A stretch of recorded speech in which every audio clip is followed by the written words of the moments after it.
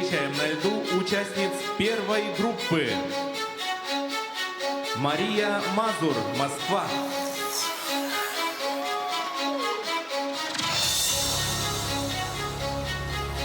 Камила Нелюбова, Краснодарский край.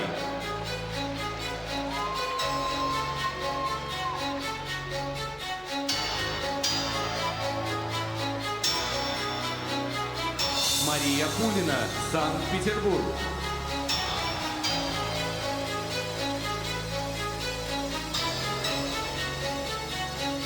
Ева Зубкова, Санкт-Петербург.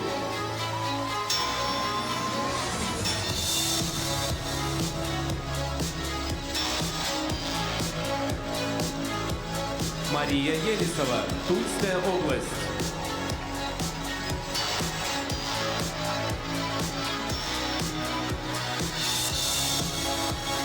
Арина Бутлай, Санкт-Петербург.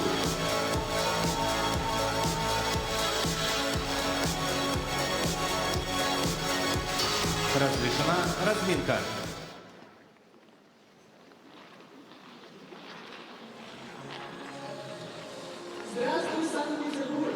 Красавицы-спортсменки уже на льду Санкт-Петербурга. Это продолжается чемпионат России по фигурному катанию 26-го года. Да, мы впереди уже практически в новом году находимся. И девушки исполняют короткую программу сегодня вслед за мужчинами. Первая группа участниц уже на льду, а на комментаторской позиции очень деловые, стремительные Алексей Ягудин и Анна Щербакова, которые работают, не покладая языка. Ну, потому что языком чуть проще работать, нежели с конечками на ногах. Но неважно. Всем добрый вечер. Крутейший чемпионат России, тем более не только по катанию. Ну, понятно, что есть и провалы, есть какие-то взлеты. Но по организации, безусловно, самый крутой. Вы только посмотрите на эти сказочные бортики. Что бортики здесь все на мировом просто уровне сделано благодаря усилиям Федерации фигурного катания России и Первому каналу. Ну и, конечно же, всем нашим дорогим партнерам. И благодаря вам, дорогие друзья, Аня и Леша, и Миша, и Женя, все, которые работают, не покладая рук с утра до вечера, чтобы эти трансляции были полноценными. Да, всем привет, дорогие друзья! Очень рада вместе с вами наблюдать и обозревать короткие программы наших женщин. Эмоции, конечно, от мужского катания еще захватывают и зашкаливают, но думаю, что девушки нас сейчас быстро переключат своим красивым катанием. Да, на более легкий какой-то ключ нас настроит, правда? Что-то более воздушное, более невесомое. Да, Алексей. Более, может быть, романтическое. Ну, правда, я соглашусь с Аней. Я понимаю, что для нас, ну для Ани буквально сравнительно недавно большой спорт был, ну так скажем, поставлен на определенную паузу, но для меня уже прошло и не один десяток лет. Но в любом случае я как ребенок переживаю за всех тех, кто выходит на лед. И правда, сегодня были такие эмоциональные качели у мужчин. Мы, правда, не ожидали, что вот так сложится последняя заключительная разминка, но сейчас нужно, конечно, переключиться на то, что происходит на лёд. Да. Но эмоции вот эти, их просто так не переключить. Потому что мы их всех любим и ценим. В первой группе участниц на этом турнире в короткой программе выступят Мария Мазур, ученица Евгения Плющенко, Дмитрия Михайлова, Сергея из Академии Ангелы Плющенко. Она в чемпионате России еще не принимала участие, а на Гран-при в этом году была 7-й и 9-й. Пока что такой раскачки, но очень интересная спортсменка, которую, конечно же, будет очень нам всем приятно посмотреть. Она выступает на замене на этом чемпионате вместо Софьи Акатьевой, которая все-таки отказалась от выступления на таком ответственном старте. Вслед за Марией Мазур будет кататься Камила Нелюбова. Камила Нелюбова первая сегодня из девушек, кто исполнит тройной аксель. Вообще сегодня у нас 3 тройных акселя будет в короткой программе. У Нелюбовой, Елисовой и Хуснутдиновой. Именно они блеснут сегодня элементом Ультра Си. Камила Нелюбова тренируется с Дарьей Гуреевой, Аделиной Сотниковой, олимпийской чемпионкой. Она также дебютант на чемпионате России. А дебютанток у нас 10 человек в этом сезоне на чемпионате. И тоже у нее 7-е и 5-е место на этапах Гран-при представляет Камила Краснодарский край. Мария Пулина, ученица Валентины Чеботаревой, будет выступать вслед за ней. Тоже дебютантка, тоже не было призов на Гран-при, 6-8 место. Представляет она Санкт-Петербург. Будет, естественно, встречена особым образом здесь, на этих весьма доброжелательных и таких поддерживающих трибунах. Как они сегодня поддерживали всех. И Романа Савосина, и тех, у кого все получалось. А Марку Кондратюку трибуны начали аплодировать еще даже до того, как началась музыка в ритм. То есть все уже знали, что сейчас начнется ритм, и уже готовы были аплодировать. Вслед за ней Ева Зубкова, это ученица Евгения Рукавицына. Также в Санкт-Петербурге тренируется дебютантка, 5-е и 10-е место на этапах Гран-при. Мария Елисова тренируется вот у этой красавицы тренера Екатерины Моисеевой. Тренируется в Москве в школе Жука. Прекрасная там ведется работа. Тоже Маша дебютант, 4-е и 7-е место на этапах серии Гран-при. И 6-я в завершении группа участниц, еще одна красавица с потрясающими программами, которые короткую ей поставила Татьяна Прокофьева. Тренируется Арина Кудлай у Александрины Дегтяревой и Кирилла Давыденко. Тоже дебютантка. Тоже, к сожалению, на Гран-при не было вот мест даже близко к призовым, 7-е, 8-е. Но вот всех этих девушек мы помним за то, благодаря тому, какие они нам показывали программы, какое это было катание, как это все было разнообразно, творчески, интересно. Просто я очень рад, что сейчас они все собрались в одном месте. Да, про каждую есть что сказать, потому что все они нам очень запомнились на этапах Гран-при. И, конечно, безусловно, с особенным интересом мы ждем тройных акселей. Их будет целых 2 в короткой программе. В первой разминке от Камилы Нелюбовой и от Марии Елисовой. Да, это Но правда. осталось, собственно, все аккумулировать. Вы, кстати, знаете, и что выдать аксель максимум. это первый вообще прыжок, который придумали? Мы-то знаем, Вася. Спасибо. А кто? Полсон. Правильно. Аксель Полсон. В 1882 А году вот это можно было опустить. на беговых коньках человек сделал первый аксель. Ну что ж, будем ждать и акселей тоже, но не одними акселями сегодня мы живы в этой короткой программе. Вот Мария Мазур выбрала для дебютного взрослого сезона игривый и женственный образ под знаменитый блюзовый хит, который также всем известен очень хорошо по фильму «Кто подставил кролика Роджера». Вот такое кокетливое настроение и пластика в катании ученицы Академии Ангелы Плющенко. You had plenty money, 1922. You wouldn't be wandering now from door to door. Why don't you do right like some other man do?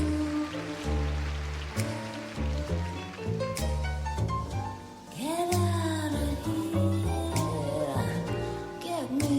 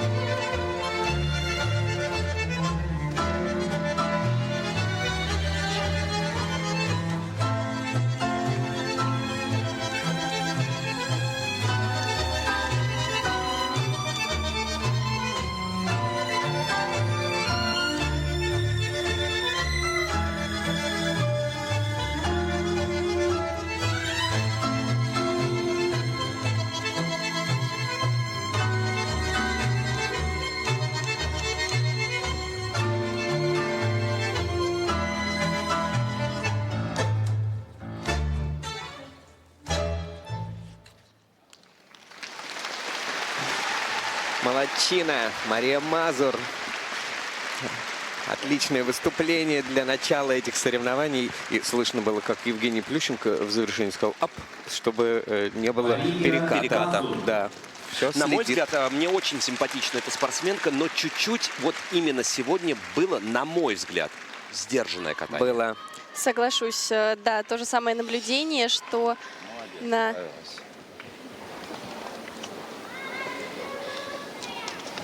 Вот и нечего сказать, справилась. Действительно, сегодня справилась. Уже все выдали. Оп. Да, интересное наблюдение заключается в том, что на этапах Гран-при, как мне показалось, Маша каталась более раскрепощенно, более эмоционально, и каждое движение с большей экспрессией она делала, потому что, ну, программа все-таки яркая. И вот свою программу она преподносила нам ярче, но при этом были ошибки на элементах. А здесь вот этот холодный настрой и, возможно, где-то сдержанность позволила ей чисто исполнить технически всю свою программу. И я уверена, что именно технически это был лучший прокат сезона. Да, эмоции сдержанные, но давайте не забывать, первый взрослый сезон. Маша вышла, да, на чемпионат России, главный старт, кульминация сезона. Она и, первая. возможно, здесь уместно было, да, вот это сдержанное немножко катание по эмоциям, потому что оно позволило с холодной головой исполнить все свои элементы. Тройной флип, двойной аксель, каскад луп-сту-луп, все вращения на 4-й уровень. Дорожка вот на 2-й, да, есть над чем еще вот скрупулезнее поработать, но в остальном вот это чистый прокат. Так что Я свои ратую плоды за это то, принесло. чтобы как раз немножко порой снижать этот эмоциональный градус, но компенсировать это снижение, наоборот, чисто исполненной программой. Да, Маша нам показала, что это у нее есть, и вторая оценка у нее тоже на очень хорошем уровне, и будем очень надеяться, что с опытом, который она будет приобретать, она будет находить вот этот баланс, чтобы у нее и техническая оценка всегда на высоком уровне была, и чтобы она могла весь свой потенциал раскрыть в своих прокатах. Потому Еще и что плюс ко здесь всему, вот он виден. она впрыгнула в последний момент в этот чемпионат. Да, вместо потому Софьи что- Акатьевой. То есть ее еще и, ну, за несколько дней было объявлено. Программы Мария Мазур набирает 62,93 балла. Оценки на ваших экранах, и от них будем отталкиваться в нашем дальнейшем движении вперед. На лед приглашается Камила Нелюбова, Краснодарский А край. теперь ждем первый тройной аксель на сегодня от дебютантки чемпионата Камилы Нелюбова, которая тренируется у Дарьи Гуреевой и олимпийской чемпионки Аделины Сотниковой. Она представляет на соревнованиях Краснодарский край, где и родилась. Ну а набор треков задает ритм. Трабл бум-бум. If they knew I was trouble, everywhere that I go, oh, it's a feeling down in my soul. Got a secret that nobody knows. I'm trouble. I could be the devil in the sky. Тройной аксель. Don't you see the fire in my eyes? Don't you know that I'm trouble? And if they knew I was trouble, everywhere that I go, oh, it's a feeling down in my soul. Got a secret that nobody knows. I'm trouble.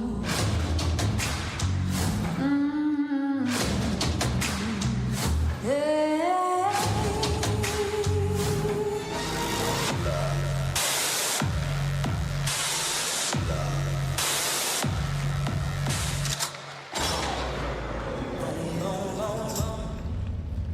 I'm gonna shoot you right down, right off of your feet. Boom, boom, boom, boom.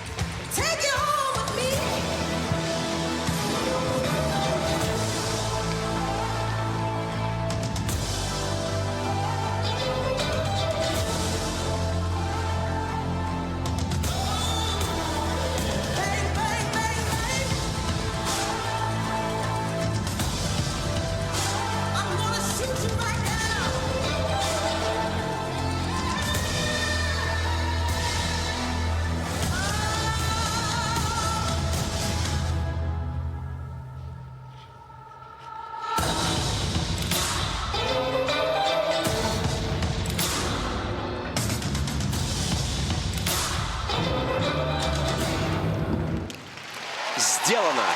И как раз, когда только все начиналось, были кадры Татьяны Анатольевны Тарасовой. Но не может гуру фигурного катания пропустить самый важный турнир сезона. Татьяна Анатольевна здесь, эмоции здесь, они зашкаливают. И сейчас я хочу поблагодарить за этот прокат Камилу Нелюбову, а еще Дарью Гурееву. Вот этот прекрасный коллектив, порой еще Аделина Сотникова. Вот эта тройка отверженных. Но самое главное, это выливается в тройной аксель. Вот ради чего мы работаем. И как тебе тройной аксель? Идеально. Вот здесь Миша даже Кулида рядом со мной сидит, записал. Не, ну если Миша, идеально. то, конечно, да. Браво, браво Камиле сегодня, потому что буквально начало соревнований, первая разминка, и Камила выступает под вторым номером, и сразу мы видим сложнейший набор в короткой программе. Тройной аксель, каскад тройной ус, тройной тулуп, тройной флип во второй половине. А мне еще больше хочется похвалить Камилу, именно потому что мы видели, что это был не тот самый легкий прокат на одном дыхании, когда все само собой получалось. Мы видели, что волнение очень даже сказывалось, что порой из стороны в сторону ее так кидала на элементах. Давайте посмотрим. Конечно же, стартовый тройной аксель на ваших экранах. Чистейший, докрученный. Сразу видно. На него она шла с особой уверенностью. Мне кажется, и в глазах это читалось. Это когда, знаете, есть выражение без комментариев. Вот здесь просто, можно даже не комментировать. Просто вот он был идеальный. Вот на каскаде мне показалось, что Луц абсолютно вначале пошла под этим ракурсом не так сильно видно. Был наклон в одну сторону, она себя выровняла. На тулупе чуть-чуть вперед наклон. Тоже спасла этот прыжок, вытащила. То есть было очень много энергии, и главное было ее правильно распределить на этот прокат. И Камила с этим справилась, с этим адреналином. Ну, конечно, главный старт сезона. Ну, обе девушки вот молодцы, что Тройной флип. Вот тоже мы видим, что на сделали ставку на приземлении технику. немножко корпус спереди, в зубец она уходит, да, то есть на Джоуи, на оценках, которые ставят судьи, надбавки, она чуть меньше получит, но тем не менее умничка, справилась сегодня. Молодцы, Ну и молодцы. слава богу, вот эта улыбка. Вот этого хочется. Вот это хочется наблюдать у каждой, у каждого. Улыбки — это самое главное, что есть на этом свете, да, Алексей? И еще любовь и доброта. Но элементы ультрасси никто не отменял. Исполнение короткой программы. Как хорошо, когда все складывается, Да. как и в прокате Камилы. 47 баллов.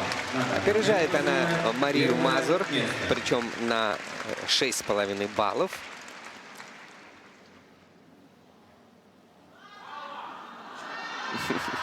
На лед приглашается Мария Пулина, Санкт-Петербург. Минутка классической музыки в первой группе участников. Мария Пулина исполнит короткую программу под балет «Баядерка» Людвига Минкуса.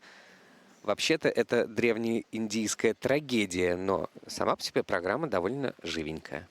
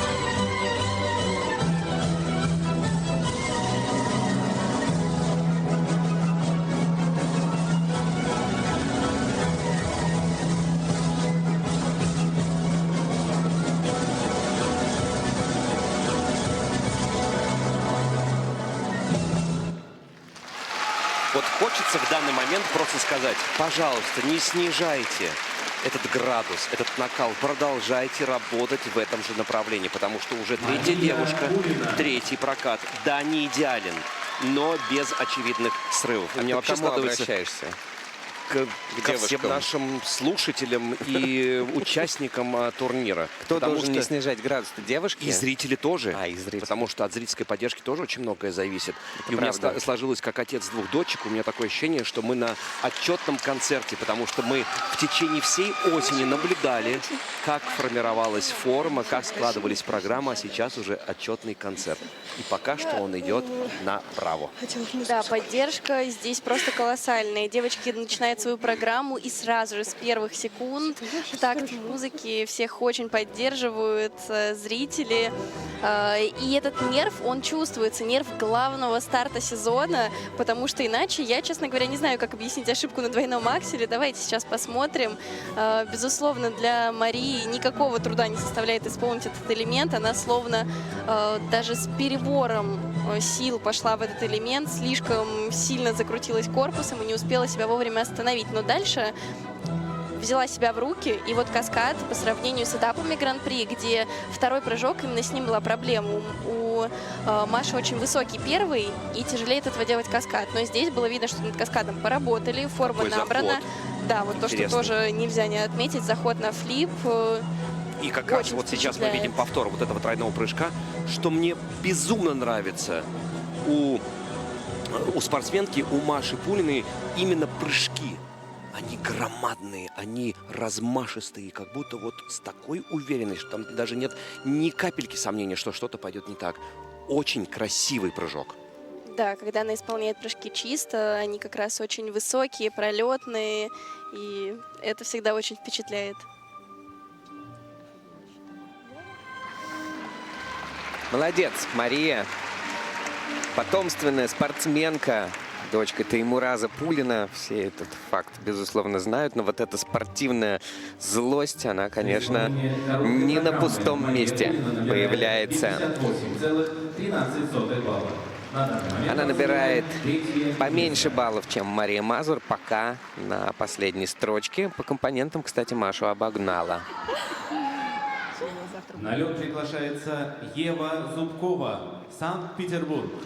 Самая юная одиночница чемпионата России Ева Зубкова на льду. В этом году спортсменка поменяла тренеров и выходит на взрослый лед под руководством Евгения Рукавицына. Программу под пение французской певицы «Индила» ей поставила Татьяна Прокофьева, известный питерский хореограф.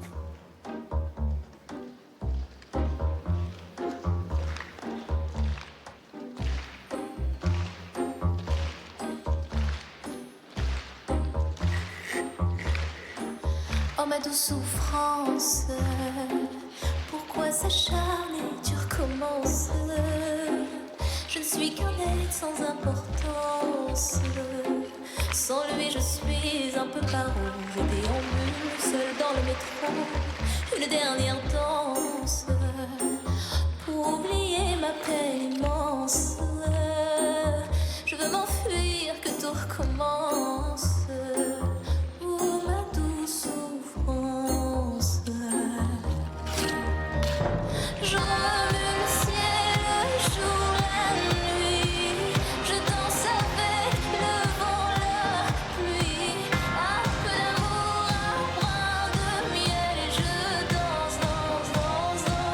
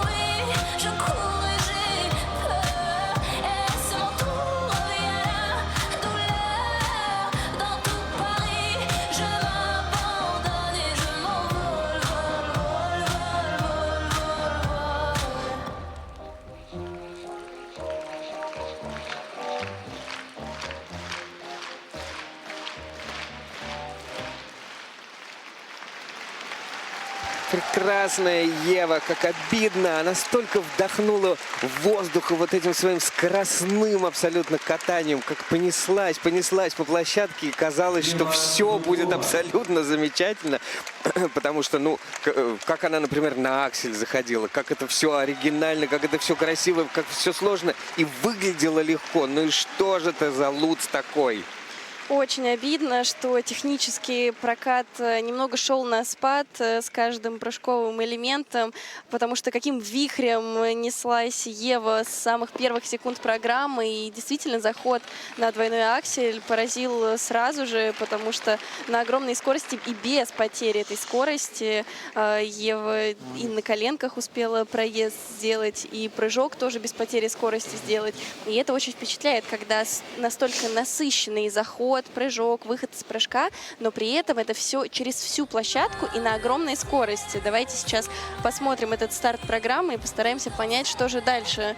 Немного сбило Такой Еву с уверенной этого выглядела, пути. да, в начале программы. Да. Ну вот заход не показали, но перед этим на огромной скорости на колени был проезд. И посмотрите, какой пролет на этом прыжке, какой выезд. Все без потери скорости. И вот сейчас уже на каскаде тройной флип, тройной тулуп мы видим, что уже он тяжело получился. Выезд с флипа уже не самый удобный. Поборолась за тулуп, но недокрут, мы его видим. И что на выезде она вот прям вытащила этот прыжок. И во второй половине, к сожалению, тройной Луц. Падение, которое явно и Еву выбило из колеи, посмотрите, да, и пыталась она как будто бы подняться, и немножко расклеилась она в этот момент, Да. но очень, опять же, поддержали ее очень зрители на трибунах, Зрители и в дорожке потрясающие. она уже снова воспряла и радовала нас своей прекрасной улыбкой. Вы знаете, мне тоже показалось, что не хватало, то есть мы знаем Еву немножко более такую заводную, более заводной. А вот сегодня немножко вот этого драйва какого-то внутреннего, может, не хватило самомотивации, может быть, нужно было как-то себя завести. Но, не знаю, является последствием как раз падения на Луце. Но, не знаю, в данный момент хочется просто поддержать спортсменку и сказать вновь ту информацию, которой она так владеет. Впереди произвольная программа. Светлая девочка абсолютно. И Смотрите, в данный момент на экране какие-то мгновения, но мы увидели Дину Хуснудинову, которая разминается. 34 балла. На данный момент он занимает 4-е место. на последнем месте пока что Ева Зубкова сильно отстала. На лед приглашается Еще Мария одна молодая Елисова. исполнительница тройного акселя Мария Елисова. Очень интересные результаты рождаются в группе Екатерины Моисеевой. Эта ученица пока единственная на взрослом чемпионате, но все еще впереди. Образ воительницы из компьютерной игры Мария воплощает в хореографии Артема Федорченко.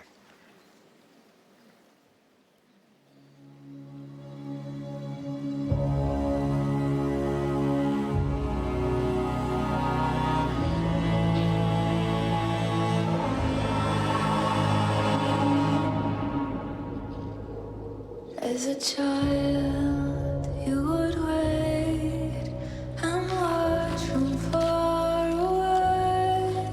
But you always knew that you'd be the one that would while they all play. And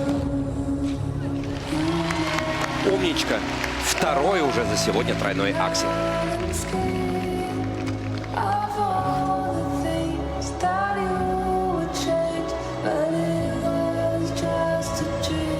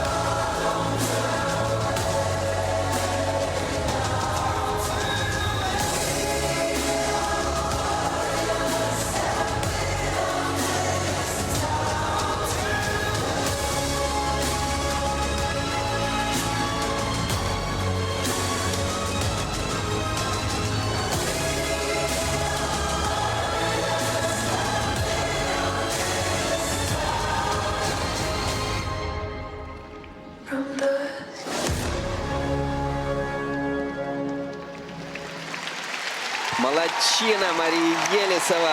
Еще один тройной аксель и такая выверенная, четкая программа. Ань, скажи, пожалуйста, вот, может, это глупость, конечно, но вот такая насыщенная музыка, но есть там такой пустой кусок, куда по хореографии у нее именно попал каскад из тройного луца, тройного тулупа, и мне вообще-то стало вдруг сильно страшнее в этот момент за этот каскад. Это же чисто зрительское ощущение, когда спортсмен катается и вдруг такая тишина. Не страшнее прыгать? Ну, конечно, она множество раз катается под эту музыку и на тренировках, и она к этому уже привыкла. Но это создает определенное такое ожидание этого Да, каскада, накал эмоций. Да, это тоже часть... Классная постановка Федорченко. Да, часть постановки, и мне очень понравился сегодняшний прокат. Вот Артем — это такое новое поколение, которое, возможно, и отталкивается от того, куда уже ушла вся музыкальная индустрия. Собственно, то, что ожидает зритель. Фишечка новая. Несмотря на то, что большинство судей и тренерского коллектива — это более взрослое поколение, но все равно вот эти новые тенденции, как раз если Федорченко, это как раз о новом восприятии реалий. Маша умничка. Давайте посмотрим сейчас на техническую часть. Стартовый тройной аксель. К нему были Спорить вопросы. не буду. К нему были вопросы, когда мы смотрели вживую, но вот как раз на повторе давайте еще крупно пересмотрим. Чисто ставит этот прыжок, хотя нам в моменте, да, показалось, что вопросы Мы с к нему Мишей есть. вот прямо перед нами, где есть специальная такая наклеечка на льду.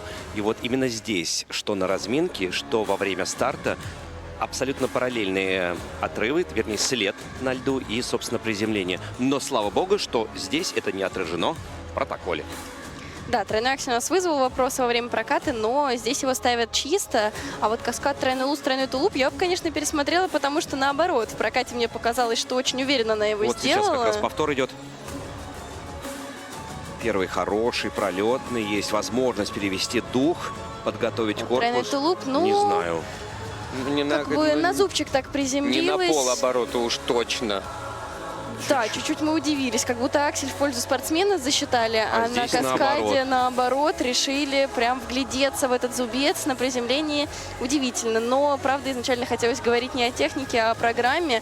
Очень понравилось, как Маша ее откатала, очень много акцентов в этой программе, и на каждой из них были поставлены движения, которые очень размашисто сделала Маша, очень много работы корпусом на протяжении всей программы, не только дорожки шагов, да, каждые выходы из вращений, из прыжков. Всем привет. Все это было Максим, сделано, Андреевич, Ольга Глебовна, и от Амир, этого, конечно, группа, программа всем привет. более захватывающе смотрится.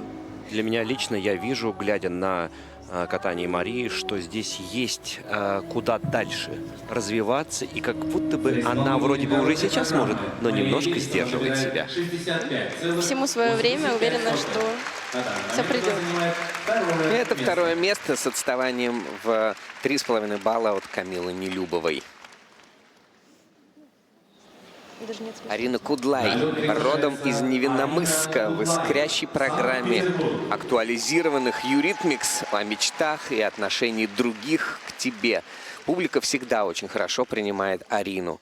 Тренеры Кирилл Давыденко и Александрина Дегтярева, хореограф Татьяна Прокофьева.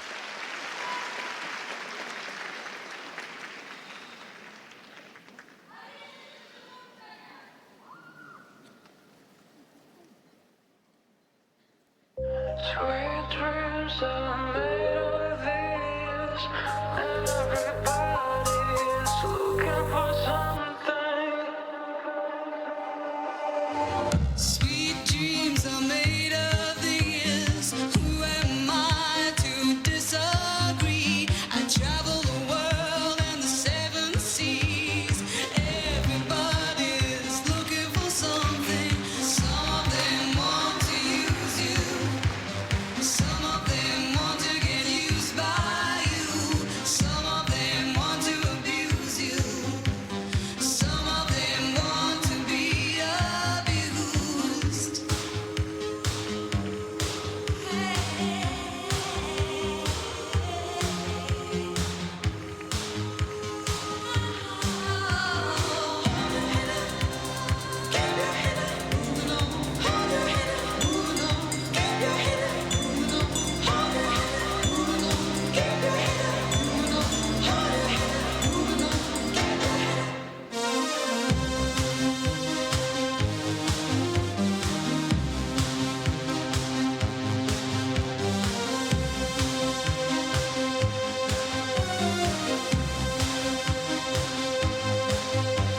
Some of them want to use you.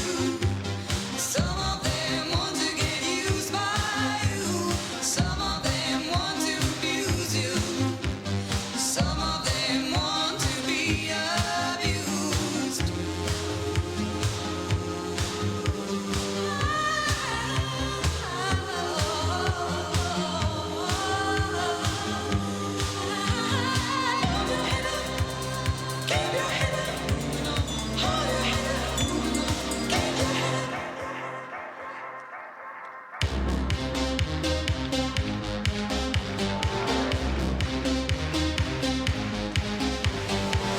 Sweet dreams are made of this.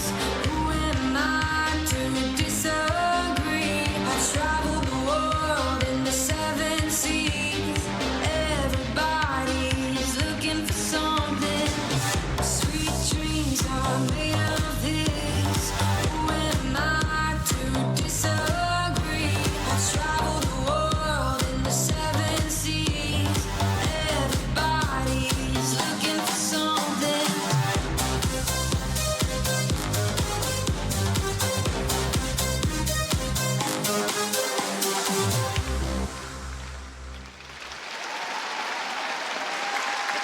Арина Кудлай. Еще одна программа очень достойная. Причем вот Арина уже как-то не по-юниорски насыщенную программу такую катала, взрослую женскую Арина программу. Кудлай. Несмотря на то, что она современная, танцевальная и так далее. Мне очень понравилось. Арине хочется сказать спасибо не только за этот прокат сегодня, но и в целом за эту программу, потому что уже который старт, она очень радует нас своей короткой программой, и в каком бы городе она ни каталась, зал очень тепло реагирует, и она, правда, вот устраивает настоящий концерт на своей короткой программе. Сегодня, как мне показалось, вот эта вот минимальная ошибка на тройном флипе во второй половине чуть-чуть этот настрой сбила, потому что начинала она сразу, вот что мне нравится, да, очень многие раскрываются после последнего прыжка, и только тогда начинают программу свою демонстрировать. Арина же с первых нот это делает, сразу это видно и в глазах, и в отдаче. Но у нее еще так прыжки вплетены в хореографию, Да, что очень как органично бы... это все смотрится, ну и как будто чуть-чуть флип. Мне кажется, что вот этот настрой сбил. Мне понравилась очень презентация. Я считаю, что это было абсолютно живое катание. Все понравилось, и даже понравился комментарий к тому, что не очень получилось короткой программы. Комментарий Ани Щербаковой. Ну зачем ты так? Зачем ты так сделала? Правда, ну зачем? Так Ну, все это, хорошо да, это очень складывалось. трогательно. Да, это было как раз на тройном флипе. Сейчас его посмотрим и попытаемся понять, ну зачем ты так? Ну потому что, правда, такой классный был прокат, и я в моменте немножко расстроилась. Вот как раз повтор этого тройного прыжка. Чуть-чуть, видите, Вот он. корпус занесло Хороший, назад. да, прыжок, но чуть-чуть она из круга сразу же в него пошла и не совладала с этим. Как будто даже можно было и побороться, и вытащить его с чистым выездом. Да, обидно. И теряет спортсменка целый балл. А если бы это было сделано вообще идеально, то где-то... Ну, пару баллов она Пару теряет на этом прыжке и немножечко в презентации программы, я думаю. Дорожка шагов второго уровня, соответственно, есть куда расти, но это приходит с опытом и умением владением конька.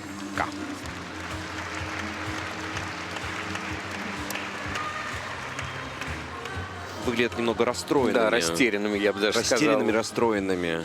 Ну, это как раз то, о чем я и в прокате говорила, что мне кажется, это было чуть-чуть видно, что сама Арина этой ошибки расстроилась. Может быть, мы бы и не придали этому значения, да, если бы Арина тоже... Из-за этих пары баллов она уступает Марии Мазур, находится на 4-м месте.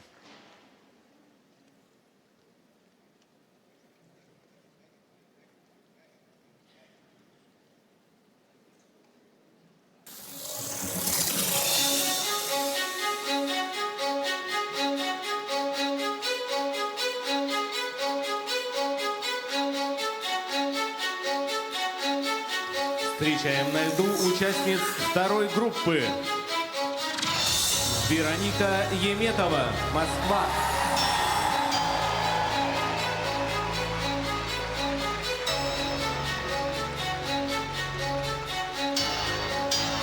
Елизавета Куликова, Москва.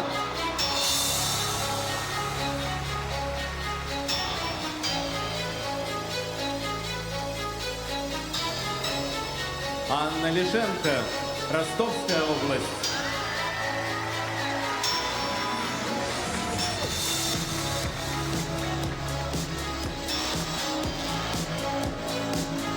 Ксения Гущина, Санкт-Петербург.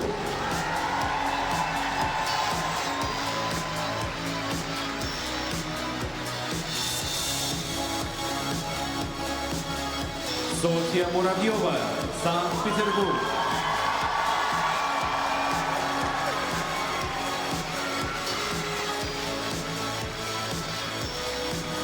Ксения Синицына, Москва.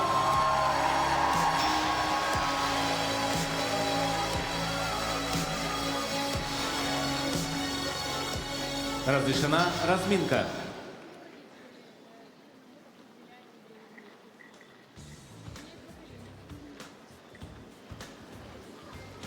Во второй группе участниц у нас уже не дебютантки, а девушки опытные, выступавшие на чемпионате России неоднократно с различными результатами. И в этом сезоне в том числе с призовыми местами на этапах Гран-при.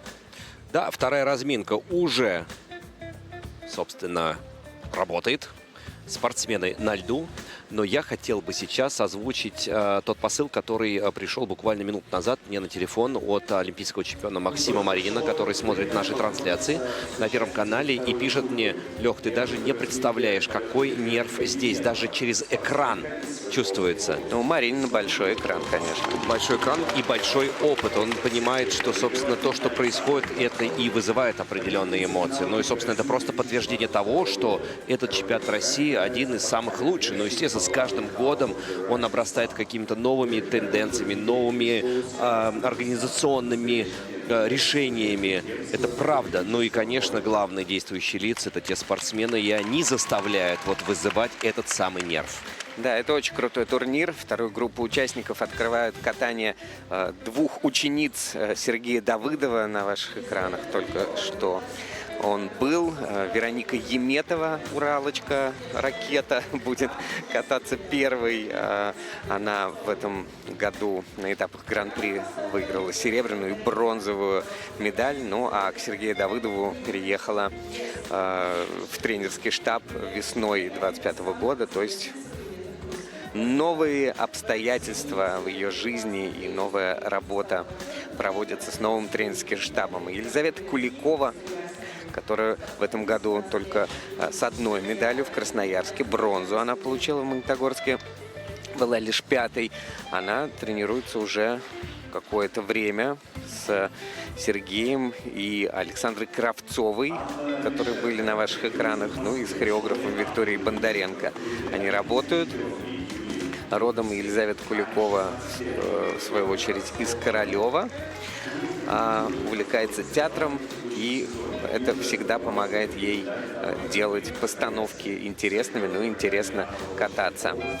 Анна Лишенко – это ученица Юлии Липницкой, олимпийской чемпионки. Вот она на ваших экранах. Ангела Плющенко. В Красноярске Аня была второй, в Омске шестой. Ну, она вот как раз на этом чемпионате России дебютант. Она родом из Ростова-на-Дону. Ну и теперь тренируется в «Ангелах». Ксения Гущина по прозвищу «Мисс Стабильность» от болельщиков. Да, тоже будет кататься с программой Артема Федорченко. И ее короткая просто прекрасна. Тренируется она у Кирилла Давыденко и Александрины Дегтяревой. Богатая история у нее выступлений на чемпионате России, но, к сожалению, пока далеко было до призов. А вот на этапах Гран-при серебро и бронза у Ксении Гущиной в этом сезоне уже есть. Она родом из Перми и тренируется теперь в Москве. Ну а Софья Муравьева на ваших экранах.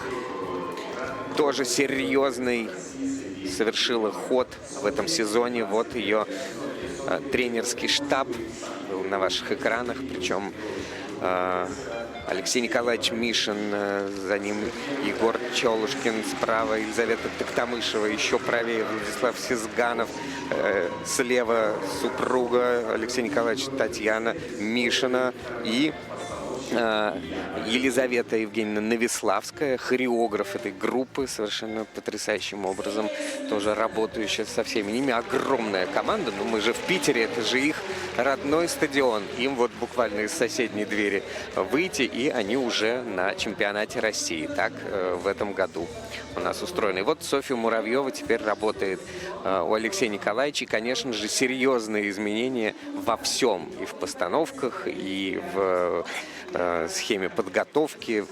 Ну, смена такого тренерского штаба – это, конечно, очень серьезный шаг. И в завершении группы участников Ксения Синицына, болельщики называют ее принцесса, самая нежная, Ксюша. Ученица Светланы Пановой, Татьяны Моисеевой, Марины Касумовой. Она была бронзовым призером чемпионата России в 2024 году. Ну, в этом сезоне пока что без призов. 7-я в Магнитогорске, 4-я в Москве. И что же у нас по настроению? Я вот удивился, когда мы с Женей Медведевой и с Мишей Калидой обсуждали разминки. Они прям вот так вот чувствовали настроение, что происходит, где нерв как проскакивает. Вы тоже так умеете? Конечно, это чувствуется, и напряжение чувствуется. И сегодня, мне кажется, что по девушкам, по всем видно, что все волнуются, даже те, кто на тренировках не ошибались, где-то могут допустить какие-то неожиданные ошибки. Те, кто на тренировках, наоборот, с утра ошибались, сейчас видно, что фокус настроен на максимум, и вообще в каждом элементе стараются это исправить. Видели мы, что пока здесь разминается 2-я разминка, 3-я разминка уже в зале готовится к выходу на лед, так что нерв, он витает здесь везде, и по коридорам, и в разминочных залах, в раздевалках, на льду. Он ощущается везде, и это, конечно, особенно придает вот этому турниру волнение, предвкушение. На лед приглашается Вероника Еметова, Москва. Две ученицы отличного тренера Сергея Давыдова открывают вторую группу участниц. Первой катается уралочка Вероника Еметова. В межсезонье совершила судьбоносный переезд из Екатеринбурга в Москву. Решительная девушка, и программы у нее суровые. Сейчас в короткой рок-баллада «Дом восходящего солнца». There is a house in New Orleans they call the rising sun, and it's been a ruin of many a poor boy. And God, I know I'm one.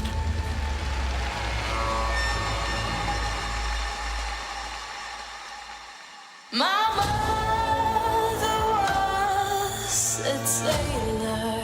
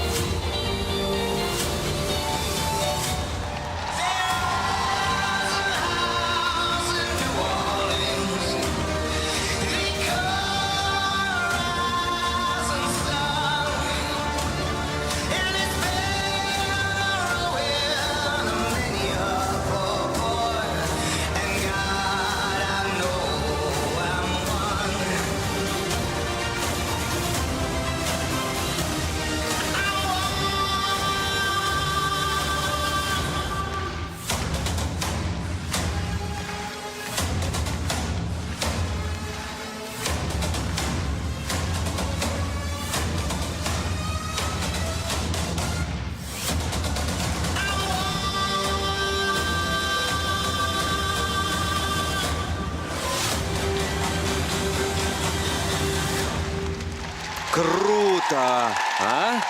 Как же здорово! И продолжая тему настроения, можно, конечно, пытаться дать оценку тому иному спортсмену, который находится во время 6-минутной разминки, попробовать предугадать, в каком настроении он сейчас пребывает.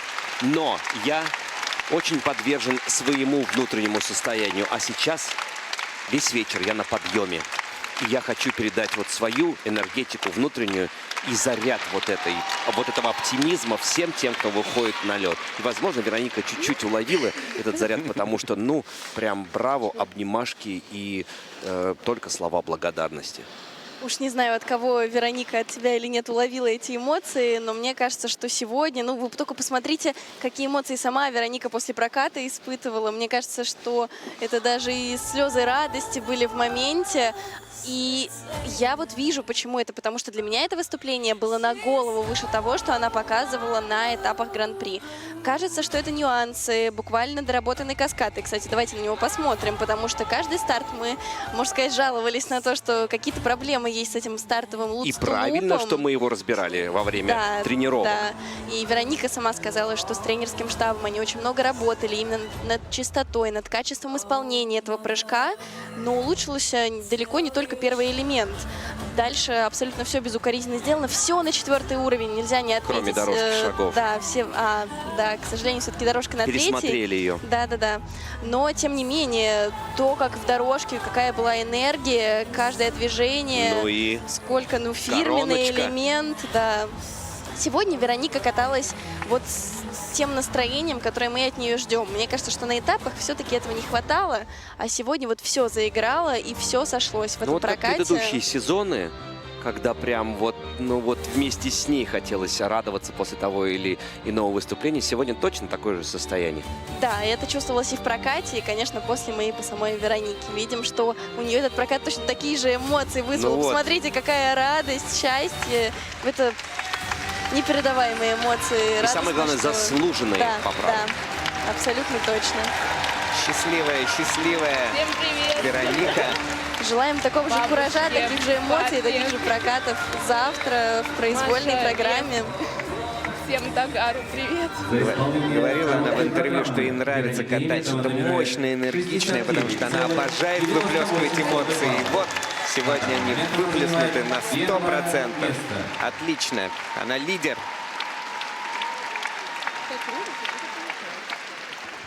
На лед приглашается Елизавета Куликова. Призер Москва. красноярского турнира Гран-при Елизавета Куликова. Увлеченный творец, обожает театр, занимается в театральной студии. Может быть, поэтому чувствует себя так свободно, раскованно в этой абсолютно хрустальной программе на музыку сибирского композитора Ильи Бешевли. «Ночной лес» волнует, но привлекает.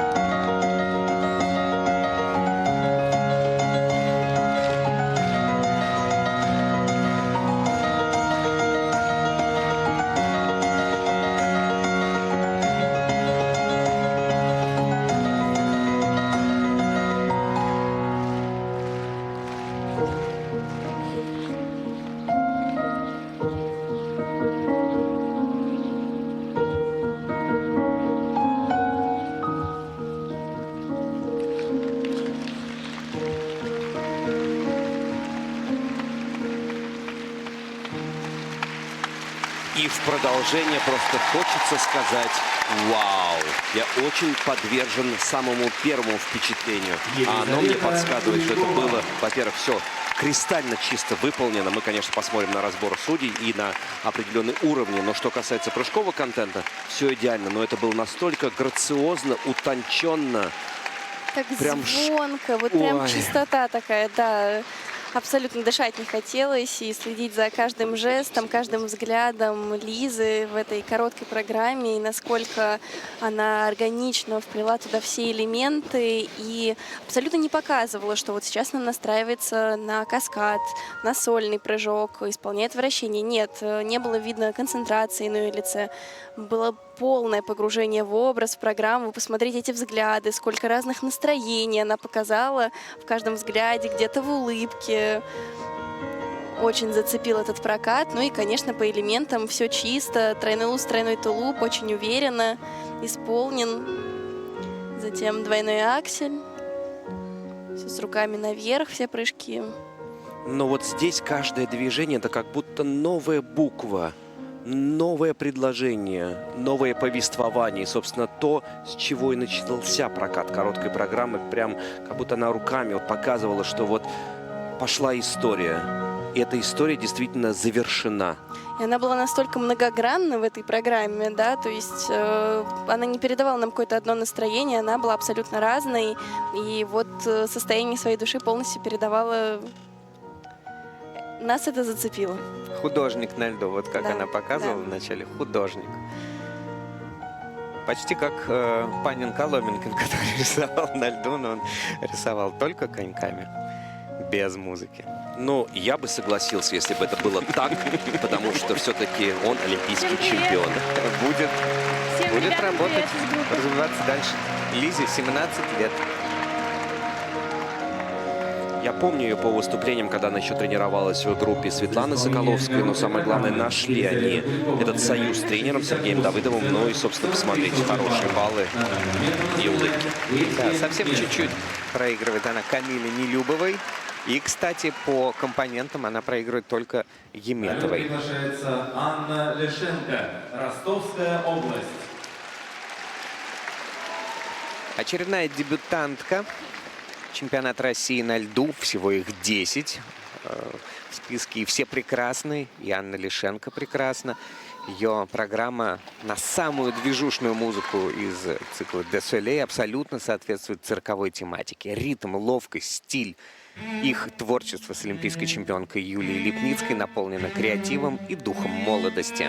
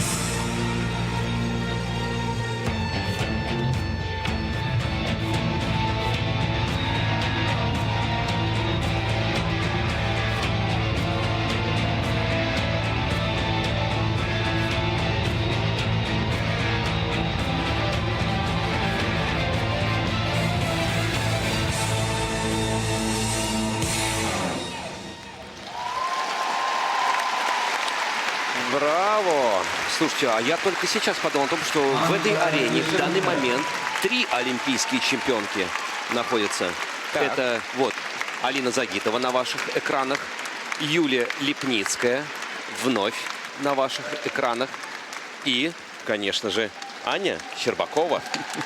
Это то, к чему все девушки, выходя на этот лед, сегодня и стремятся. У меня есть краткий комментарий по поводу того, что я увидел. На мой взгляд, Анечка сегодня это как прям невесомое перышко, но во время какого-то урагана. И не просто это перышко спокойно движется по направлению к земле, а именно кидает ее из стороны в сторону. Это в хорошем смысле, потому что это какая-то заводная игрушка, какая-то вот прям вот это перышко, оно в движении, А вечном. мне показалось, что сегодня это перышко управляло этим ураганом, потому что Аня взяла все в свои руки, и как раз-таки она создавала этот ураган вокруг себя своим катанием. И мне вот даже немножко поспорю, казалось, что вообще ее ничуть не кидает, она сама управляет всем на арене. Каждым, вообще, не знаю, каждым зрителем как будто тоже управляет в этот момент. То есть она Самое держала главное, под контролем все. данные остаются. Перышко и ураган. Это смесь, это вот такие прям эмоциональные качели. Но все в положительном ключе. Это точно. Это было невероятное выступление. Тоже не устану восхищаться и этой постановкой, и именно тем, как Аня эту постановку демонстрирует на льду, потому что мне сложно представить, кто еще смог бы выкатать такого уровня сложную хореографию в дорожке шагов, где каждый минимальный акцент расставлен движениями и рук, и корпуса, и сложными подпрыжками, акробатическими. И она держит этот ритм, и действительно впечатляет ее катание. Во второй половине программы «Тройной тулуп» находит неясное ребро. По мне все было ясно. При замедленном повторе достаточно четко было, что это было ребро наружнее. Ну и вот заключительная поза, конечно, очень большой потенциал у спортсменки. Ну и, собственно, есть к чему Всем стремиться. привет! Спасибо Конечно же, большое только вперед к тренерскому штабу, Олимпиадам. бабушкам, дедушкам, всем родственникам, всем привет! И спасибо большое тем, кто помогает с моей экипировкой. Ну, спасибо всем добрым людям. И спасибо Ане за сегодняшний Конечно. прокат. В первую очередь. И за свой невероятно четкий прокат, в котором, ну, буквально как часы она отработала все идеально, намеченное, она получает 67 баллов и уступает Елизавете Куликовой 1,5 балла. Давай, спокойнее. Короткая программа Ксении Гущиной в постановке Артема Федорченко настолько проработана в плане образа, настолько театрально, что создается ощущение, будто эта танцовщица случайно отбилась от другого вида, избавившись от назойливого партнера. Но есть одно «но» — прыжки. Нет, все-таки она одиночница, сомнений быть не может. И классная при том. Призер этапов Гран-при в Магнитогорске и Москве. 1, 2, 3, 4, 5, 6, 7, 8, 8, 7, 6, 5, 4, 3, 2, 1, 1, 2, 3, 4, 5, and 6, and 7, and 8, and 1, 2, and 3, 4, and 5, 6, and 7, 8, and 2, and 3, and 4, 6, 7, 8, and 1, and 2, and 3, and 4, and 5, and 6, and 7, and 8, and 1, and 2, and 3, and 4, and 5, and 6, and 7, and 8.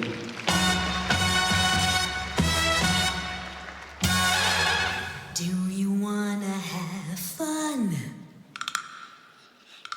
How about a few laughs? I can show you a good time.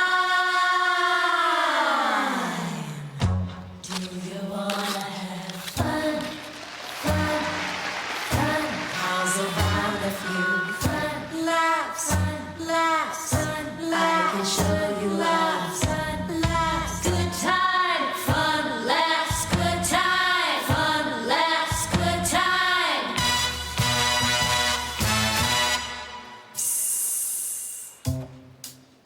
What do you say to a how's about a laugh? I could give you some. Are you ready for some fun?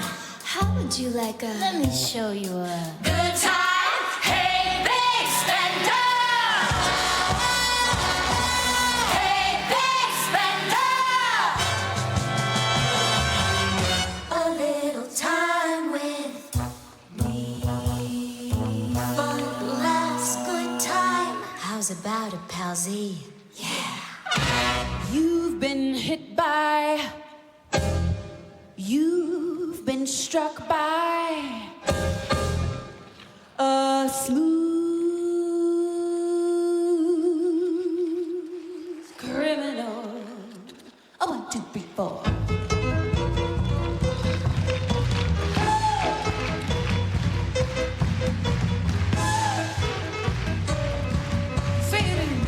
So they came into the outway. It was a Sunday with a black day. Out came out resuscitation, sounding heartbeats, intimidation. Annie, are you okay? Annie, are you okay? Are you okay, Annie? Annie, are you okay? Annie, are you okay? Are you okay, Annie? Annie, are you okay? Won't you tell us that you're okay? So you ran into the bedroom, you were shut down. It was your doom. You've been hit by, you've been struck by a smooth.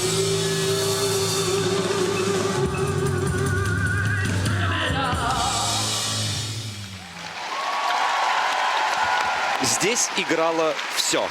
И вы знаете, я поймался на мысли, что здесь, смотрите, to have fun. Фан был, радость была, да. Smooth, такое тягучее катание. И такой criminal, то есть она была на грани, но она все-таки победила. То есть играючи с нами, но она добилась желаемого. Это чистый прокат и, конечно же, эмоции. Очень мне нравится, с каким настроением катает эту программу Ксюша Гущина. Сегодня официальный действительно всё партнер было. Федерации фигурного катания России на коньках ТЭП-банк восхищается своими клиентами и всеми участниками соревнований. Всем, кто проявил себя на этом льду, ТЭП-банк желает не останавливаться на достигнутом и двигаться только вперед.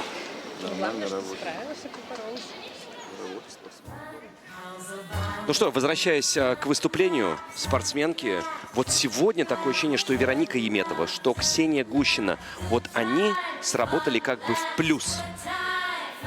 Не нейтрально, а прям очень сильно добавили именно во время проката. Да, это было именно так, и Ксюша добавила даже по сравнению с тренировками, которые мы здесь тоже наблюдали, потому что волнение на ней прям сказывалось. И каскад на тренировке был не самым удачным образом выполнен, но нам удалось пообщаться с Ксюшей, и она сама говорила, что волнение именно на ней сказывается, что нужно ей на тренировках немножко почувствовать лед, уверенность в себе, психологически настроиться. И очень радостно, что сегодня ей это удалось, потому что прокат был классный, зажигательный, и с настроением. Она действительно танцевала, а не просто катала свою программу. И по элементам тоже никаких вопросов не возникает. Когда Ксюша прыгает чисто, то там сразу видно, что это докручено, это надежно. И сегодня все именно так было выполнено. Она, знаете, даже она не просто выполняла набор каких-то определенных элементов, а она проживала каждый элемент. Это был танец, это было представление, которое нам удалось здесь увидеть. Но настолько были здорово вплетены эти элементы в танец, что хореография ощущалась даже на выезде из элементов. То есть всегда все было доработано не только до момента прыжка, но и после прыжка. Это прям 0 пустых мест. Абсолютно насыщенная на 100% или даже на 200 программа. Молодцы, огромные молодцы. У меня флешбеки с тренировки.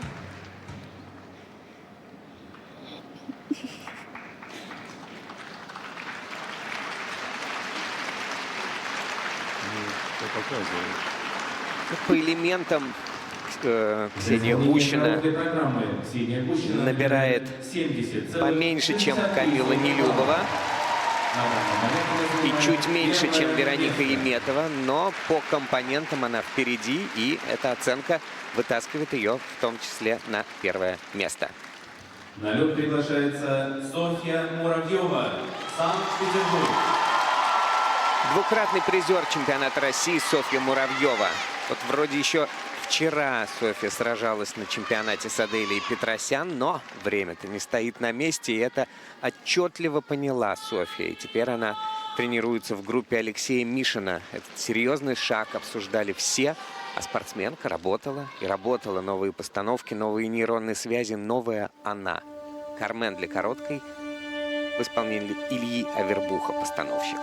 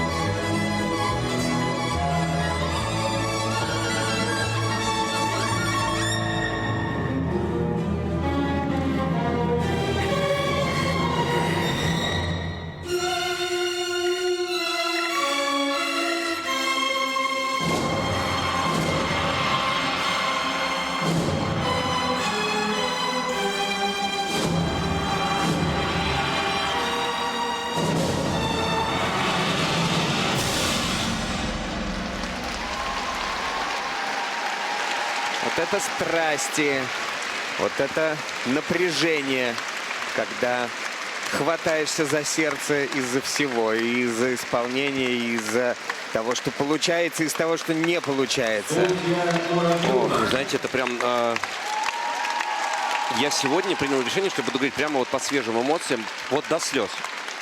Зная и ощущая каждого спортсмена как часть и твоей той же жизни, и зная, через какие сложности, переоформление организма, тела, тренерского штаба, через все это Сонечка прошла и проходит.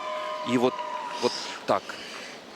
Очень сложные эмоции сейчас, да, испытываем Так после обидно. проката Сони, потому что начала снова на таком нерве, на таких эмоциях, которые она в этом сезоне передает в своей короткой программе. И на тренировках мы знаем, что...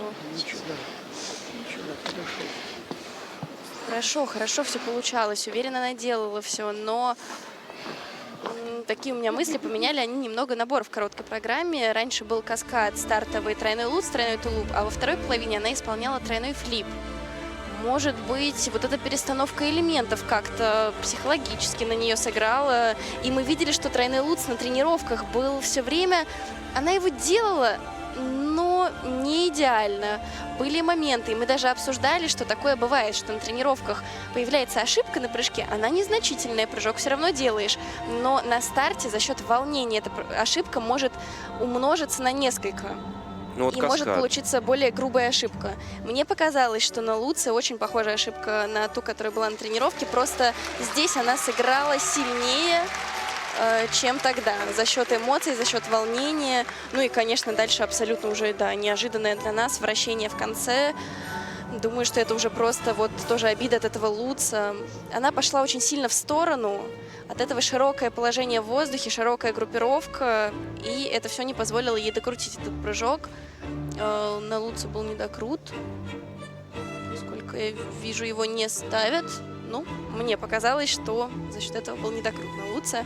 Ну и вот вращение в конце, конечно, мне кажется, что это уже просто тоже внутренняя какая-то обида за не получившийся Ну вот по мне, если комментировать сильные стороны, а их огромное количество у Сони, то вот как раз эмоции от Кармена, эмоции от катания, какой-то был действительно мощный коктейль страсти, свободы, может быть, даже бунтарства. Но вот, к сожалению, вот трагичная история Кармен. Ну и сейчас... Такое впечатление, что вот прямо Илья Вербух, как постановщик, и новая работа с новой тренерской группой, как будто обнажили ее абсолютно. Вот вырвали сердце у спортсмена. Софья Муравьева набирает 69,24. Это 4-е место на данный момент. Отставание несущественное от Ксении Гущиной. Чуть более балла. На лед приглашается Ксения Синицына, Москва. А на льду Ксения Синицына настал черед глубоких философских программ. Вот бывают такие, которые вот кому-то подходят, и все тут. Остальным не приближаться. Ксения Синицына катается под музыку из балета Андрея Петрова «Сотворение мира». И сама она описывает свой образ как чертовку, которая соблазняет Еву. Затем музыка меняется, и фигуристка передает рождение человека и познание мира. Тренируем осознанное смотрение.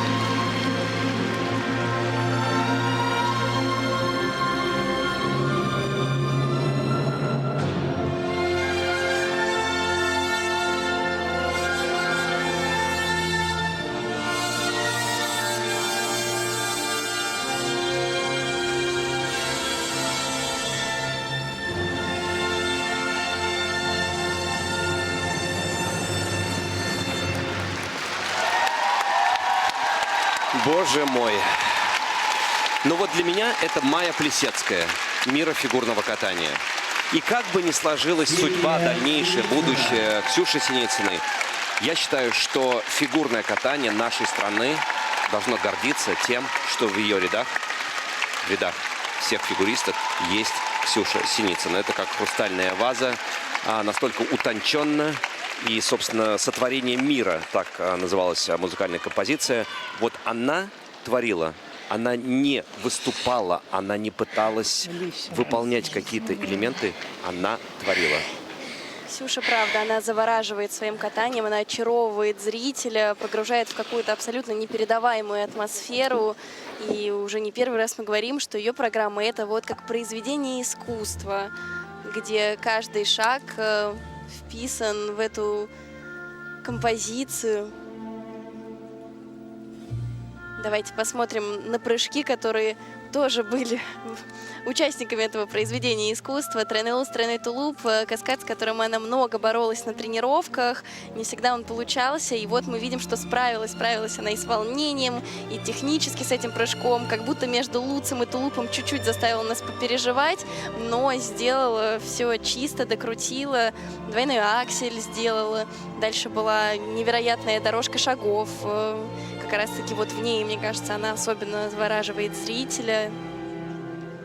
Ну вот мне интересен выс с этого прыжка. Да, вот флип. Я внимательно следил, потому что полет такой, пограничный. Видно, Да, видно. пограничный. Чуть-чуть конек вот прям на приземлении, видим, как подвернулся. Да, приземление не совсем чисто и находит. Она просто попала в след. Будем Но я считать. придумаю, потому что действительно хочется идеального. Когда идеально, хочется еще больше. Но очень крутое послевкусие. Боже мой, это программа из тех программ, которые хочется пересматривать. Ну и, конечно, вот. Но шутка ли, Ксения Синицына ведь самая опытная спортсменка, как минимум по возрасту на этом турнире. И у нее огромное количество выступлений, турниров. Конечно, настоящий творец. В 2024 году была бронзовым призером чемпионата России. Сейчас хотелось бы какого-то развития этой истории, но для этого, конечно, нужны прыжки, на которых техническая комиссия не ставит недокруты.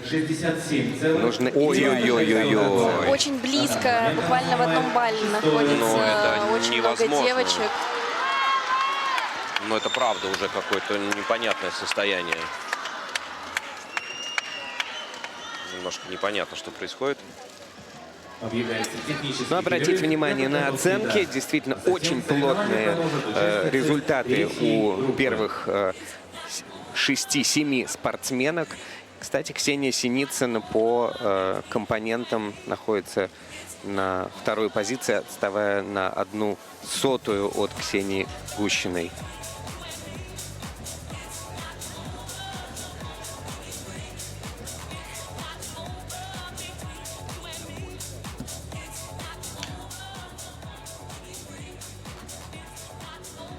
Мы приветствуем всех, кто смотрит трансляцию Первого канала из Санкт-Петербурга, где проходит главный старт сезона в фигурном катании чемпионат России.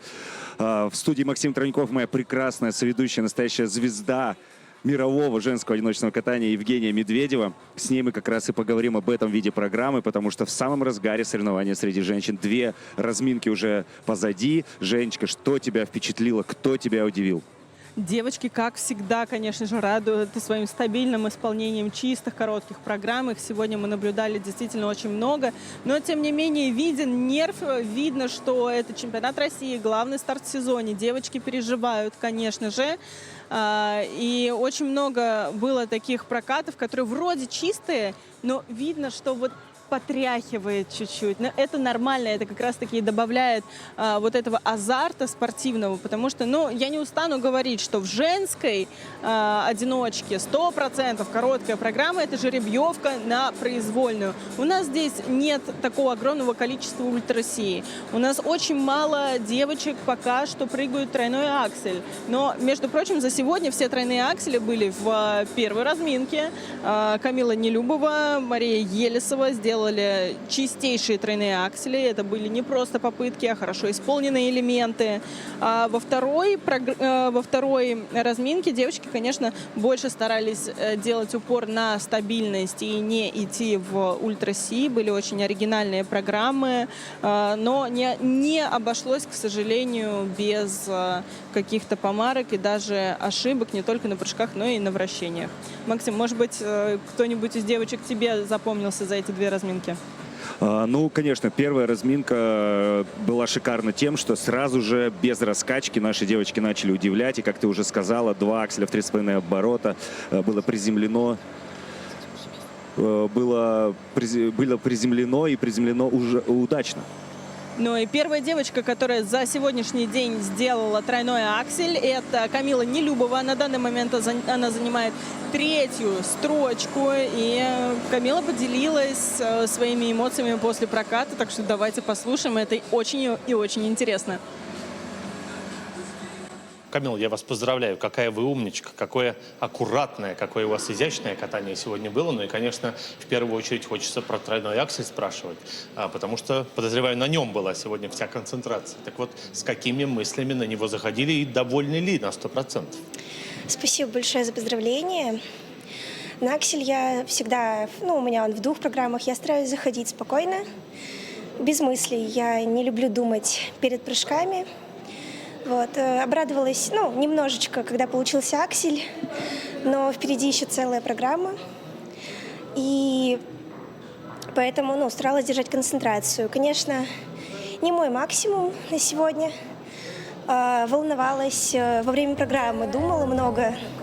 Хотя вроде, элементы уже после второго прыжкового элемента оставались достаточно легкие.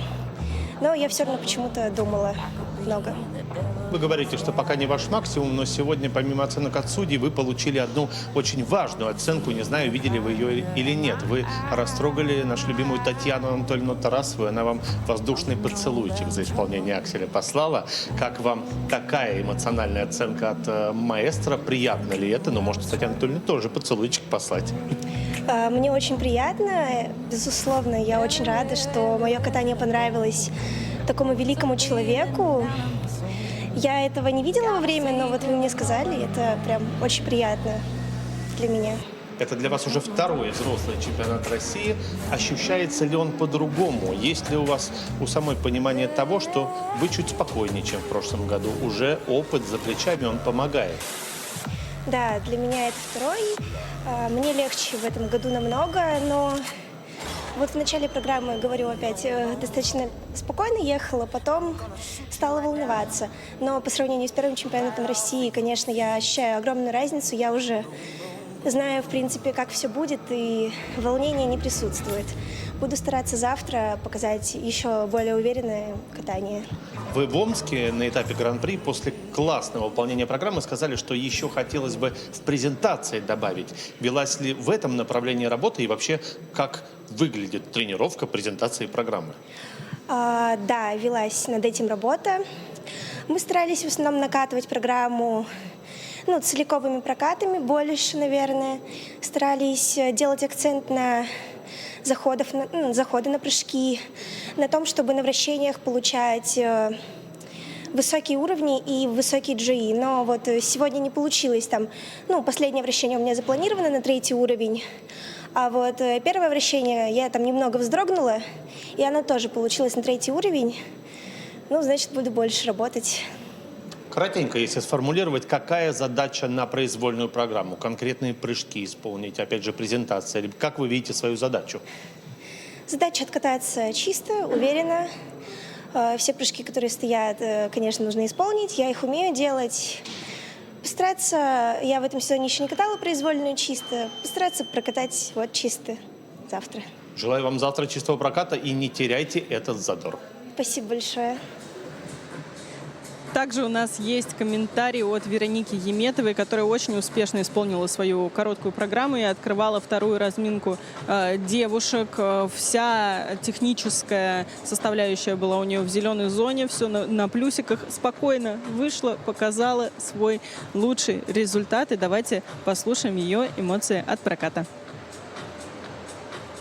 Вероника, я вас поздравляю с очень крутым, классным прокатом. Вы знаете, я голосовал за то, чтобы девочки, если плакали, плакали только от радости. Сегодня, по-моему, слезы пробивались после программы. Поэтому расскажите об этих впечатлениях и о чем думали в эти моменты. Во-первых, хочу сказать, что у меня сейчас невероятные какие-то смешанные эмоции. Хочется и радоваться, и плакать. Плакать, конечно, от счастья. Очень ждала я этого от себя, этого проката чистого, прям хотелось на максимальном выложиться. И я думаю, сегодня у меня это даже получилось, даже чуть больше, чем я хотела сделать. А какими словами эту эмоцию можно описать? Словами «ну, наконец-то», либо словами «Господи, как вовремя». То есть что это за выдох такой? Ну, мне кажется, это, конечно, наконец-то и в нужный момент. То есть, конечно, хотелось бы с самого начала сезона показывать такие же чистые, хорошие прокаты, но вот именно здесь, в Санкт-Петербурге, получился такой шедевральный прокат, я бы так сказала, от себя. Но еще ждет произвольная программа, поэтому пока сильно не радуюсь. Ну, это и есть настоящий профессионализм, прийти к нужному результату и к нужному прокату в самый ответственный момент. Но, тем не менее, мы все понимаем, что этот результат – это колоссальный труд и подготовка. Как она проходила, что-то меняли вы, может быть? После последнего моего этапа Гран-при в Москве у меня было несколько выходных, а потом начали плотную подготовку, прям вот именно к чемпионату России. Это очень много катали программ, то есть работали над прыжками, над скольжением, над вращениями, чтобы прийти к такому результату. Я думаю, что эти труды были не напрасны, и сейчас вот самое время это показать. Я вам желаю сохранить этот задор, чтобы труды мы увидели ваши и в произвольной программе. Спасибо. Конечно, мы тоже ждем произвольные программы, но пока у нас еще соревнования не закончились, и совсем скоро на лед выйдет заключительная группа, где будет очень интересно. Возвращаясь к Веронике Еметовой. Жень, в начале этого сезона Вероника поменяла тренерский штаб. Она переехала из родного города, из Екатеринбурга в Москву, полностью сменила не только тренерский штаб, но и свой быт, потому что когда ты живешь дома, у тебя под боком друзья, родители, которые тебе заботятся, поддерживают. Здесь полная перезагрузка. Уехала в большой город, в мегаполис, в такую крутую школу, как имени Жука, уже к именитому тренеру, к Сергею Давыдову. И как будто бы сезон начинался очень скомканно. И всегда же возникают мысли, а правильно ли я сделал, а правильно ли я поступил, что сменил тренерский штаб. Но вот теперь на чемпионате России Вероника говорит, что в нужное время, в нужном месте, и даже называет свой прокат ни много ни мало шедевральным. Как ты думаешь, сложно вот это переход, не сам переход осуществить, а новую тренерскую руку почувствовать, вот этот темп работы, изменения в подходе к подготовке, насколько это сложно и как надолго это может затянуться у спортсмена? Я не то что думаю, я знаю, у меня у самой был такой период в жизни, тоже абсолютно кардинально меняла и свой подход к своей спортивной карьере, и быт, и тренеры совсем другие, постановки другие. Конечно, это не удивительно, что у Вероники начало сезона получилось, как ты сказал, скомканным, потому что все равно организм, психика находится в состоянии стресса, и даже в таком состоянии Вероника все равно смогла спрогрессировать, все равно смогла выйти сегодня и показать свой максимум. Здорово, что она довольна, это на самом деле самое главное и самая большая награда для спортсмена, и доказательство правильности выбора — это чистый, уверенный прокат. Сегодня он 100% был. Главное, чтобы этот прокат добавил ей еще уверенности в произвольной программе. И вот там как раз-таки будет все решаться. И после произвольной программы мы сможем сделать какие-то выводы. Ну а также во второй группе нас очень порадовала Ксения Гущина. Да, она промежуточный лидер и тоже в свое время покинула свой родной город, и мой родной город Пермь, и переехала в Санкт-Петербург, прекрасный тренерский штаб Кирилла Анатольевича Давиденко. И здесь уже много-много лет тренируется и очень классно выступает. Прошлый сезон круто вообще чисто весь провела. В этом сезоне был небольшой сбой на одном из этапов Гран-при, но тем не менее как будто бы абсолютно обновленная она в этом сезоне, сделала стильные очень программы вместе с Артемом Федорченко, про которого много может рассказать Евгения Медведева, потому что это ее хороший друг. Вот. Ну, давайте послушаем, что сама Ксения сказала о том, как для нее прошел этот день. Ксения, вы большая умничка, я вас поздравляю с ярким, великолепным прокатом. Мы недавно видели в Минске ваше очень качественное выступление, тут еще лучше получилось, поэтому перед тем, как говорить непосредственно об исполнении программы, расскажите, как готовились эту неделю, чтобы удержать эту классную форму. Спасибо за поздравления. Ну да, мы решили съездить в Минск на соревнования. Для меня это послужило такой подготовкой к чемпионату России, проверить себя, свои нервы. Вот, там получилось достаточно неплохие выступления. И сейчас все по плану проработали и показали здесь. Что вам самой в вашем выступлении сегодня понравилось больше всего и на что пытались сделать акценты? Но мы по ходу всего сезона пытаемся работать над компонентами, над скольжением, чтобы улучшить, потому что прыжки есть достаточно стабильные, и хотелось бы подтянуть, конечно, вращение и дорожки. Вот. На сейчас вращение получилось достаточно неплохо, дорожка не совсем то, чего я ожидала. Вы знаете, при наличии такой колоссальной конкуренции, которая в нас в женском одиночном катании, если любого спортсмена спросить, какие задачи можно поставить на чемпионат, то обычно спортсмены отвечают: главное сделать свое. Вот свое для Ксении Гущиной это что? Это чистые прокаты, делать все, что я умею, и покайфовать. Как вам, как зал вас встретил? Зал встретил очень тепло, мне очень приятно, слова поддержки невероятные. Желаем вам держать форму, спокойствия и чистого проката. Спасибо большое.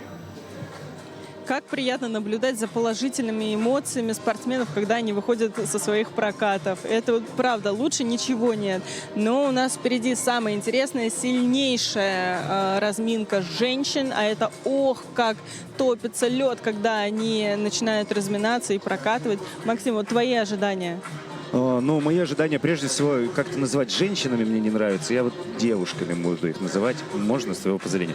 Да, совсем скоро девушки выйдут на этот лед, сильнейшей разминки. И здесь, наверное, нужно выделить Анну Фролову. Почему? Потому что это единственная фигуристка, которая не выполняет в своих программах элементы ультра-си, но зато катается просто бесподобно. Настоящая богиня этого льда, тем более тоже тренируется в Санкт-Петербурге, переехала из Москвы пару лет назад, и вот вместе с Евгением Рукавицыным продолжает покорять лед по всей нашей стране и сердца болельщиков. Мария Захарова владеет четверным тулупом в этом сезоне, вернулась, 2 сезона практически пропустила из-за травм и уже нас удивила на этапах серии Гран-при четверными тулупами. Вернулась зато как? С такими хорошими результатами, со стабильными прокатами, с прекрасными ультра-си. И я могу сказать, что Мария Захарова — это одно из открытий сезона. Да, но поясним, что в короткой программе четверные прыжки девушки прыгать не могут, но могут прыгать тройной аксель. Как раз в этой разминке есть такие спортсменки.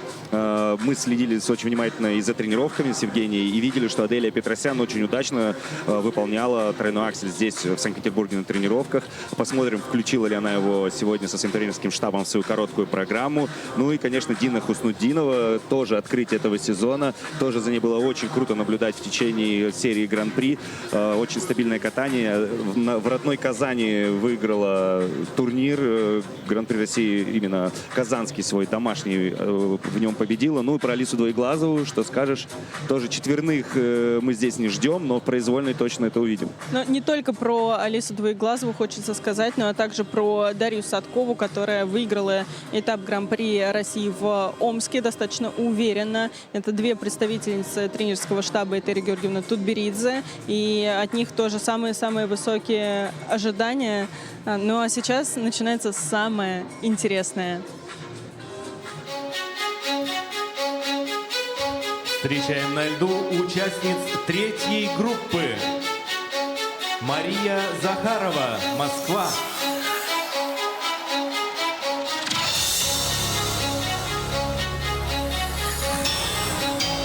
Анна Фролова, Санкт-Петербург.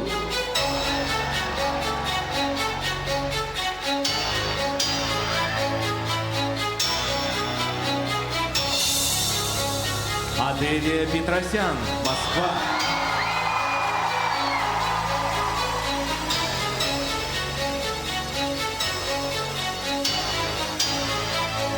Дарья Садкова, Москва.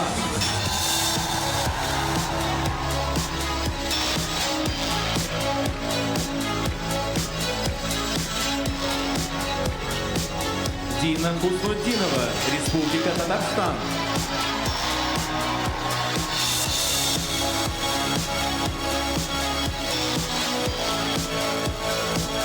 Трасса Боеглазова, Москва.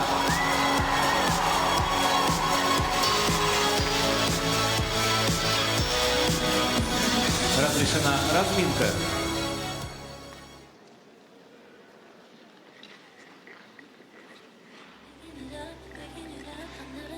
Вот и она. Финальная группа участниц. 6 невероятных красавиц и потрясающих спортсменок, которые сегодня нам в завершении дня покажут свои короткие программы на чемпионате России по фигурному катанию.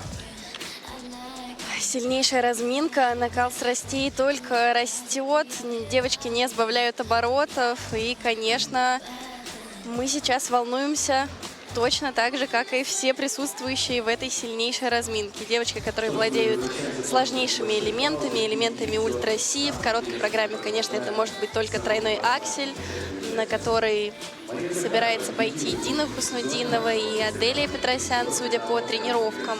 Но, конечно, за утренней тренировкой смотреть мы видели, что в произвольной программе такая борьба будет. Трудно себе представить. 3 дебютантки у нас на этом, в этой группе участниц и 3 опытные спортсменки. Но, например, Мария Захарова уже давным-давно могла быть не дебютанткой, да, но пропустила, к сожалению, сезоны из-за серьезной травмы. И теперь возвращается на лед в таком блестящем стиле вслед за Марией Захаровой, которая будет кататься первой. Выступит Анна Фролова. У Анны Фроловой болельщики просто называют ее богиня, и все, без каких-либо там обиняков. Божественно точно можно назвать и стиль ее катания. Правда, она слышит музыку и как никто умеет управлять своим телом так, чтобы любое движение корпусом соответствовало тому, что звучит у тебя в ушах. Да, абсолютно. Очень фигуристка, конечно, мощная в плане представление программы, тем, как она завораживает аудиторию. Впрочем, практически все участницы у нас на чемпионате России таковы с самой первой группы, с самого первого выступления. Все держат нас за грудки. Вслед за Анной Фроловой будет кататься Аделия Петросян. Ну, этот статус участницы Олимпийских игр, конечно, это притча во языцах, и невозможно это не упомянуть, но и в то же время, да, мы рассматриваем Аделию со всех сторон как спортсменку, а не только как участницу игр. Да, это серьезное испытание в начале следующего года, но любим-то мы ее не за это, а за все то, как Аделия вкладывает в фигурное катание и, будучи такой хрупкой малышкой, выдает такие потрясающие программы и является таким невероятнейшим бойцом. Вслед за ней Дарья Садкова выступит. Спортсменка, которая в прошлом году получила серебряную медаль на чемпионате России. То есть Аделия, затем Дарья, одна за другой выступает. Прошлогодние триумфаторы этого чемпионата. В этом году Дарья выиграла один из этапов в Омске. И, конечно же, короткая программа ее — это абсолютнейший праздник. На ваших экранах тренерский штаб Тутберидзе, Дудаков, Глихенгаус. И это те люди, которые вообще практически всей этой разминкой руководят сейчас. Но я бы хотел еще сравнить, провести сравнение. Мы только что, да, сделали акцент на группе Этери Георгиевны Тутберидзе, и Дудаков здесь, и Глихенгаус здесь. Но 4 прекрасных девушки на льду, как раз ученицы этой группы. Но в сравнении идет сразу воспоминание Соня Муравьева, и прям, по-моему, 5 человек было за бортиком. У каждого разные подходы, да, но вот здесь отдать должное, что... 6, по-моему, или 6 человек было. Но вот здесь 3 педагога и 4 прекраснейшие ученицы на льду. Да, интересное наблюдение. Затем будет кататься Дина Хуснуддинова. Девушка абсолютно такая легкая, изящная, ну, в каком-то своем неповторимом стиле она катается, представляет С свои завидной программы. стабильностью исполняет тройные аксели. Мы это видели и на тренировках, где она несколько десятков раз за тренировку могла исполнить чисто этот прыжок. И вот сейчас на разминке уже трижды спокойно, чисто исполнила этот элемент. Молодчина, просто молодчина. Ну, не отстает, кстати, и Аделя Петросян, тоже чистый абсолютно Тебе тройной машет Татьяна аксель. Анатольевна. Татьяна Анатольевна на ваших экранах. Помаши ей в ответ. Любим вас, Татьяна Анатольевна. Да, Татьяна Анатольевна всегда с нами. И завершать короткие программы будет Алиса Двоеглазова. Алиса еще одна спортсменка, 17-летняя. Ее сообщество болельщиков называется «Алисята». Да. А я смотрю, что этот сезон прошел для тебя не бесследно, вернее, текущий сезон. Ты Я во уже всех начал форумах. понимать, да, ты подписался на абсолютно все форумы. Теперь с любыми новостями, друзья, к Васе Соловьеву. Да, у меня уже брелок пчелки есть. Ой, какая прелесть. Ой, Алиса. На ваших глазах сейчас в России Антон Сихрулидзе, президент Федерации фигурного катания на коньках нашей великой страны, и Александр Коган, и заместитель президента. Ну и, собственно, от этих двух человек зависит на то, насколько круто. И обычно это правда. Бывает очень круто. Мария Захарова, Москва. Мария Захарова катается первой, настраивает ее на катание мама и тренер Анна Царева. Давно она должна была уже выступать на чемпионате России, но помешала травма. Сейчас она делает тройную работу, выходит на взрослый уровень, возвращает форму после травмы, возвращает четверные после травмы и пубертатного периода, что является отдельной задачей. И все это под легкую музыку, feeling good, с улыбкой и удовольствием. Такой спорт. Birds flying high, you know how I feel. Sun in the sky, you know how I feel. Breeze drifting on by, you know how I feel. It's a new dawn, it's a new day, it's a new life for me.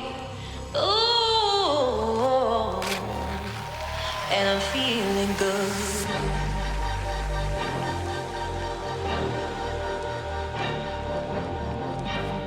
Fish in the sea, you know how I feel. Rivers running free, you know how I feel. Blossom on the tree, you know how I feel. It's a new dawn, it's a new day, it's a new life for me. And I'm feeling, and I'm feeling, and I'm feeling good.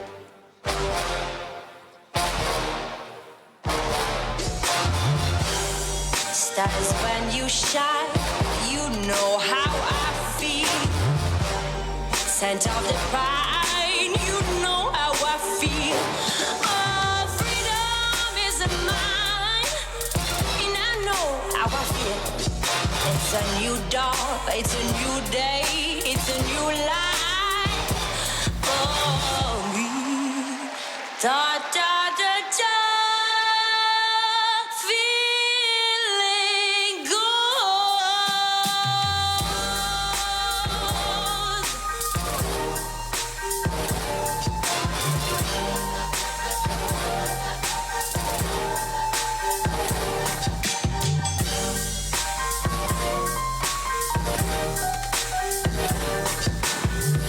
sleep in peace when day is gone. That's what I mean. And this old world is a new world, and that old world for me. And I'm feeling, and I'm feeling, and I'm feeling good.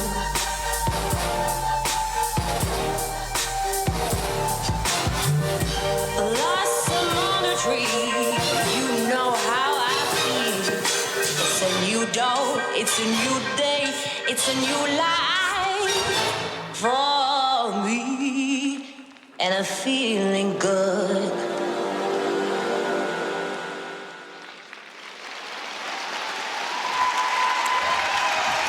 Я влюбляюсь каждый раз Ну, Алексей. в фигурное катание.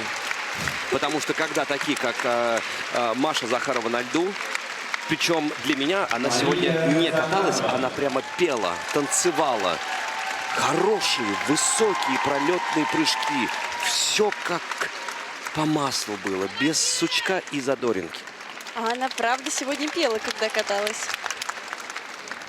Платежная система «Мир» традиционно поддерживает развитие российского спорта и является постоянным партнером Федерации фигурного катания на коньках России. Хотелось бы заметить, как на всех по-разному влияет волнение во время соревнований. Кто-то становится от него увереннее, кто-то теряет, да, свою уверенность, которая на тренировках присутствует. У Маши, мне кажется, прокаты на этом волнении становятся намного эмоциональнее. Она ярче демонстрирует свою программу, но прям видно, как в течение своей программы она борется с тем, что ее немножко кидает из стороны в сторону. Это чувствуется и в прыжках, и в шагах.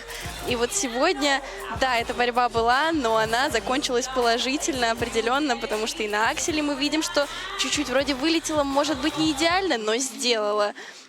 Затем был исполнен тройной флип. Я просто, можно, чуть-чуть добавлю. Знаете, когда качает, как ты говоришь, но у некоторых не получается в конце, а здесь настолько существует запас прочности, что, в принципе, любое маленькое даже покачивание не ухудшает результат. Да, это вот мы нюансы видим того, как проходила программа, и об этом говорим, но если смотреть на финальную картинку, то финально Маша справилась сегодня со всеми элементами, и технически это практически максимум того, что она могла показать на сегодняшний день. Двойной аксель, тройной флип, каскад, тройной луз, тройной тулуп, все вращения на 4-й уровень сделаны, дорожка на 3-й, то есть это практически максимум. И это при том, что волнение было, и она вот настолько смогла управлять им в течение программы, но насколько эта программа эмоционально ей подходит, об этом, мне кажется, даже говорить не стоит. Уверена, что вы все это увидели. Ну вот сейчас хотелось бы обратить ваше внимание, сама Елена Водорезова прилетела в Санкт-Петербург для того, чтобы поддержать и Анну Цареву, и Машу Захарову. Так что благодарим такую легенду за то, что составляет участие и принимает участие в этом тренировочном процессе. Но я правда влюбляюсь в таких, как Маша, должно быть больше. Она первая опережает на полбалла Ксению Гущину, хотя чуть-чуть уступила в компонентах. На лед приглашается Анна Фролова, Санкт-Петербург. Своей бабушке, которой уж, к сожалению, нет, посвящает эту программу Анна Фролова. Любовь, похожая на сон в исполнении Мариам Мерабовой. Все самое теплое, сокровенное, настоящее она вложила в эту постановку, которую вынашивала довольно долго. Постановка Валентина Молотова, хореографа группы Евгения Рукавицына. Я в глаза твои, как в зеркало смотрюсь, отражение потерять свое боюсь.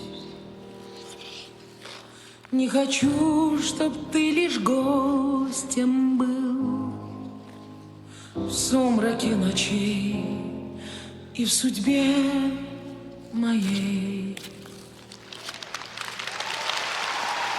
Я люблю тебя, как любят в жизни раз. Словно солнца в мире не было до нас. От забот и мелких ссор ты меня увел, и ключи от счастья для меня нашел, для меня нашел. Любовь, похожая на сон, сердец хрустальный перезвон. Твое волшебное люблю. Я тихим эхом повторю: любовь, похожая на сон. Счастливым сделала мой дом, но вопреки закону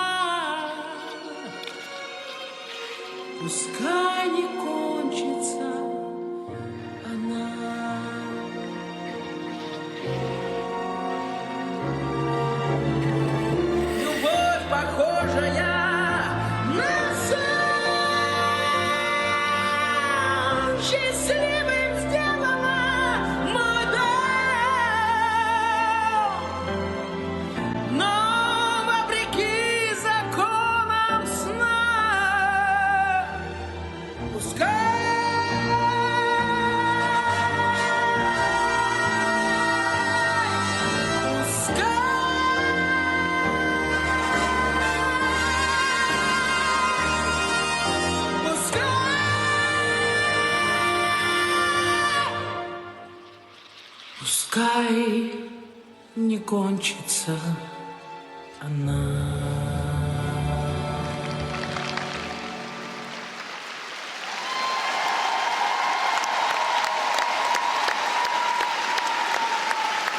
Вот мое мнение, что вот это пример того, каким должно быть именно женское одиночное катание. Стоя аплодирую, это невероятно, это больше, чем слова.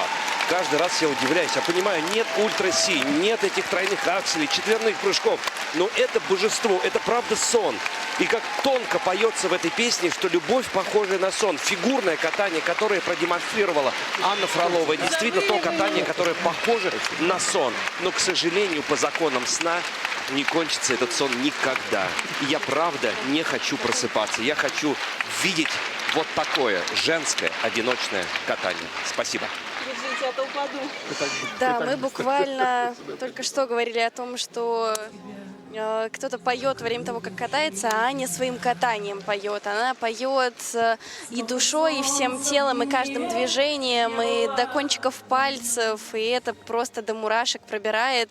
И когда это такое исполнение, это захватывает дух, ты забываешь, как дышать в этот момент, просто наслаждаешься этим моментом, то, что мы можем видеть такое замечательное катание. Ну и, конечно, вот мы говорим о том, что все сложилось, это говорит и о том, что техническая часть тоже стала единым целым с этим представлением, которое мы сегодня видели от Ани Фроловой. Прекрасно она справилась и с прыжковыми элементами, каскад, тройной луц, тройной тулуп, с которого она начала свою программу, двойной аксель, тройной флип. Аня уже приучила нас к чистым прокатам, какие бы сложности не были на ее пути, но она вот свою планку задала, и она ее не снижает, и в техническом смысле в том числе. Ну вот сегодня во время тренировочного процесса мы, когда общались с Женей Рукавицыным, человеком, который обожает рыбалку, я ему пожелал сегодня поймать тюну. Дорогую, добротную, большую рыбку. И вот это катание... А ты знаешь, сколько тунец вообще большой? Знаю.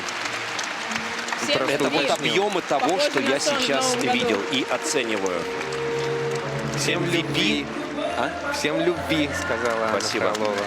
Знаете, есть победитель, есть проигравший, а есть просто most valuable player, как MVP. Но вот отдельная звездочка от меня дню второму соревновательному. Чемпионат России отдана Анне Фроловой. Да, абсолютный шедевр. Сегодня мы увидели в исполнении Анечки. И так нам это приятно и до глубины души. Она впереди, почти 74 балла. На лед приглашается Аделия Звезда Петросян. всех соревнований, в которых она принимает участие. Аделия Петросян.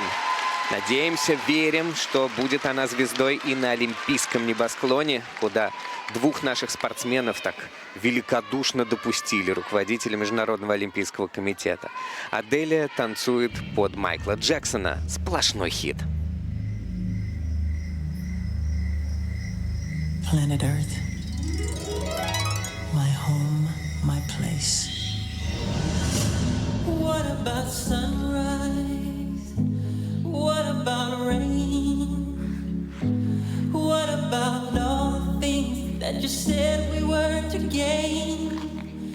Did you ever stop to notice all the blood we shed before? Did you ever stop to notice? Тройной аксель.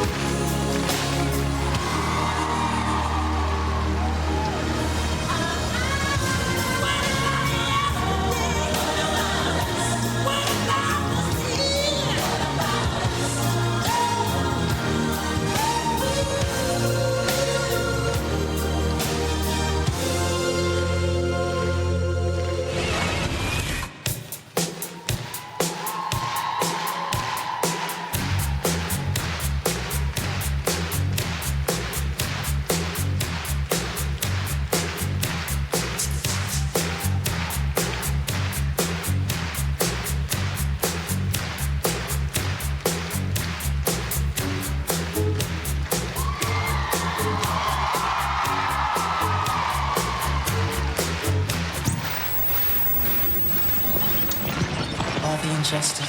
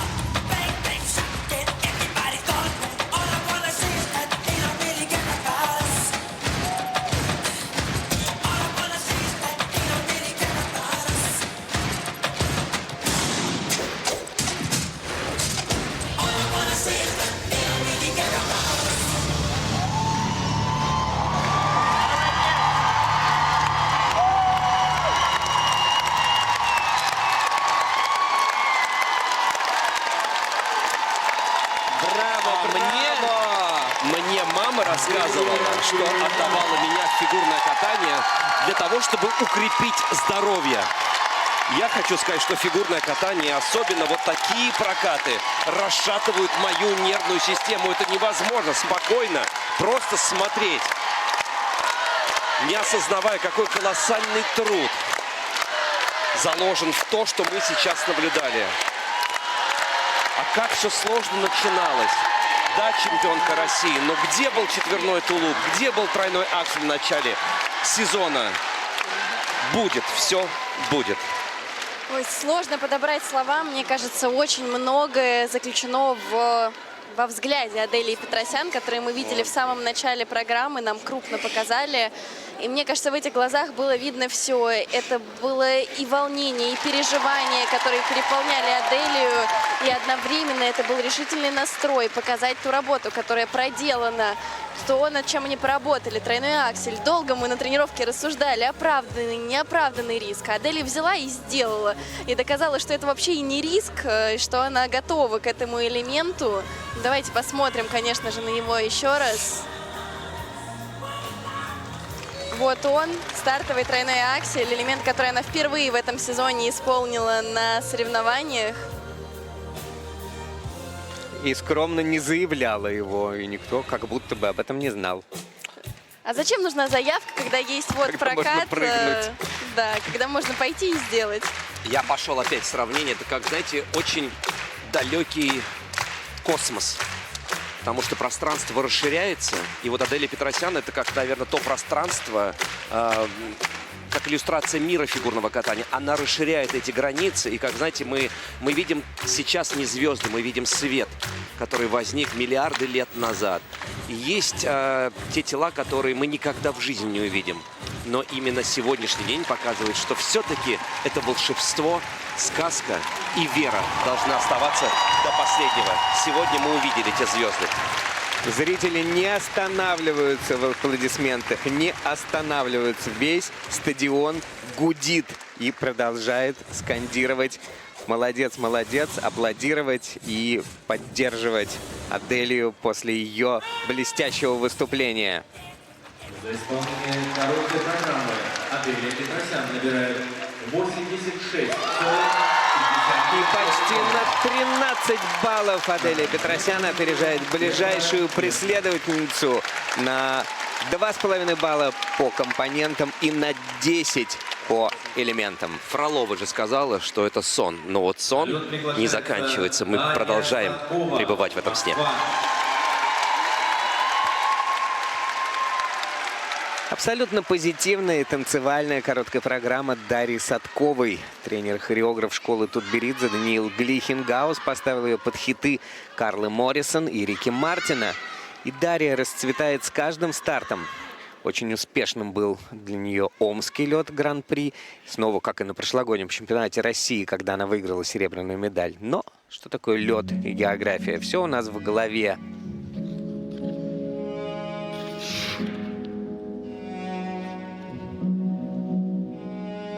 Me complace amarte acariciarte y ponerte a dormir.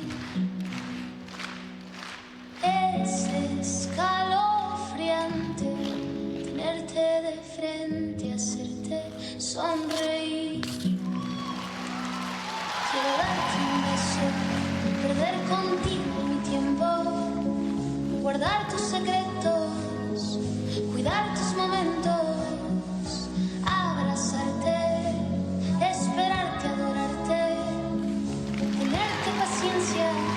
Tu locura es mi ciencia. Quiero darte un beso, perder contigo mi tiempo, guardar tus secretos, cuidar tus momentos.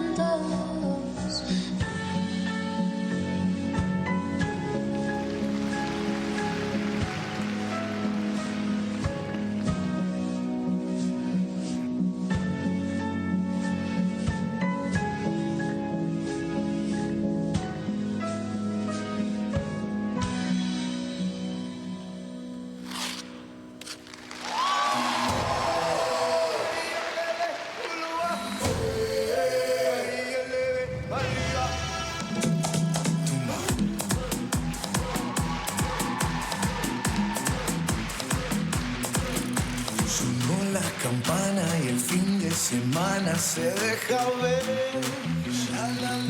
Vestido de traje, mi furia salvaje bajo mi piel. Si Dios puso la manzana fue para morder. Ay Dios, pequemos abrazaditos hasta el amanecer. Llegó la fiesta pa' tu boquita, toda la noche, todito el día. Vamos a bañarnos en la orillita, que la marea está picadita, ita, ita. Una mordidita, una mordidita, una mordidita de tu boquita. Una mordidita, una mordidita, una mordidita. La fiesta pa' tu boquita, toda la noche, todito el día. Vamos a bañarnos en la orillita, que la marea está picadita, ita, ita. Василий Соловьев во время проката подсказал мне, что музыкальная композиция он переводится как «легкий укус». И такое ощущение, что мы, знаете, были... как это по-русски сказать, она укусила нас, она ужалила нас своим мастерством. И вроде, да, такое лаконичное, спокойное начало программы, и потом вот это латиноамериканские энергичные танцевальные хиты, вот такой яркий микс. Вау! Вот что за день, а? Потрясающе! Даша сегодня определенно зажгла лед в юбилейном, и как зрители ярко реагируют на... Третий уровень. Ну нельзя терять ничего. Так.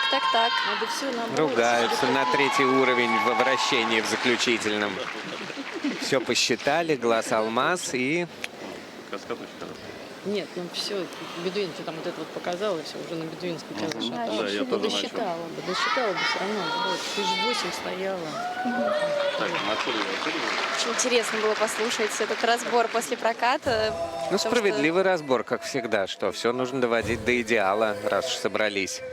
Да, если говорить про общее впечатление, Даша, конечно, сегодня зажгла этот лед, зажгла зрителей, как бурно все реагировали и на ее танцы, и на ее улыбку, и на эту зажигательную музыку. Давайте посмотрим каскад.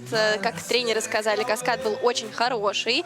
Мы можем приоткрыть секрет, что на тренировке именно с каскадом... Мне кажется, Даниил попытался вступиться за Дарью, сказать, что ну, каскад был хорошим. Нет, сказала Ольга Георгиевна, каскад это нормально, а где уровень на вращении? Но, тем не менее, каскад действительно был хороший, хоть и на тренировке с ним были сложности, очевидно, не технические, а именно вот по настрою. Но здесь Даша умничка, чемпионат России в прошлом году для нее стал счастливым турниром. Хочется, чтобы сегодня это было... Сегодня, точнее, это тоже именно так, и хочется, чтобы завтра эта тенденция продолжилась. Ой, ну, Не, ну, Даша с на таким программу тренером, заставляет танцевать всех, даже Этель Георгиевну за бортиком.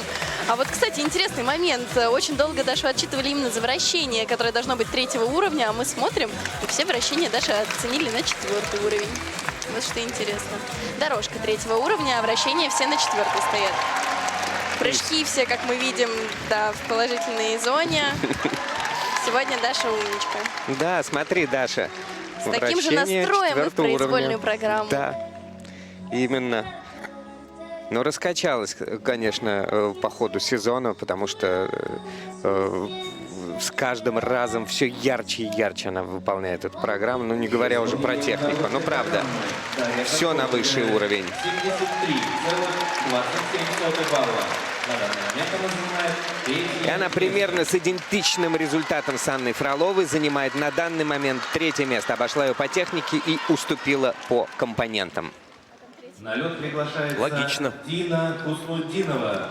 Республика Еще одна обладательница тройного акселя сейчас поделится им со зрителями. Это Дина Хуснутдинова. Катается она невесомо.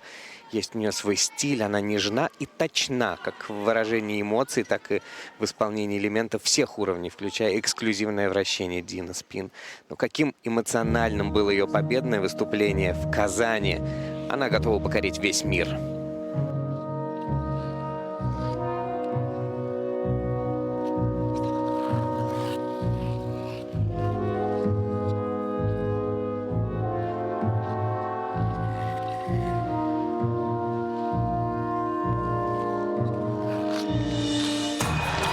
Есть! Еще один элемент ультрасти. Тройной аксель.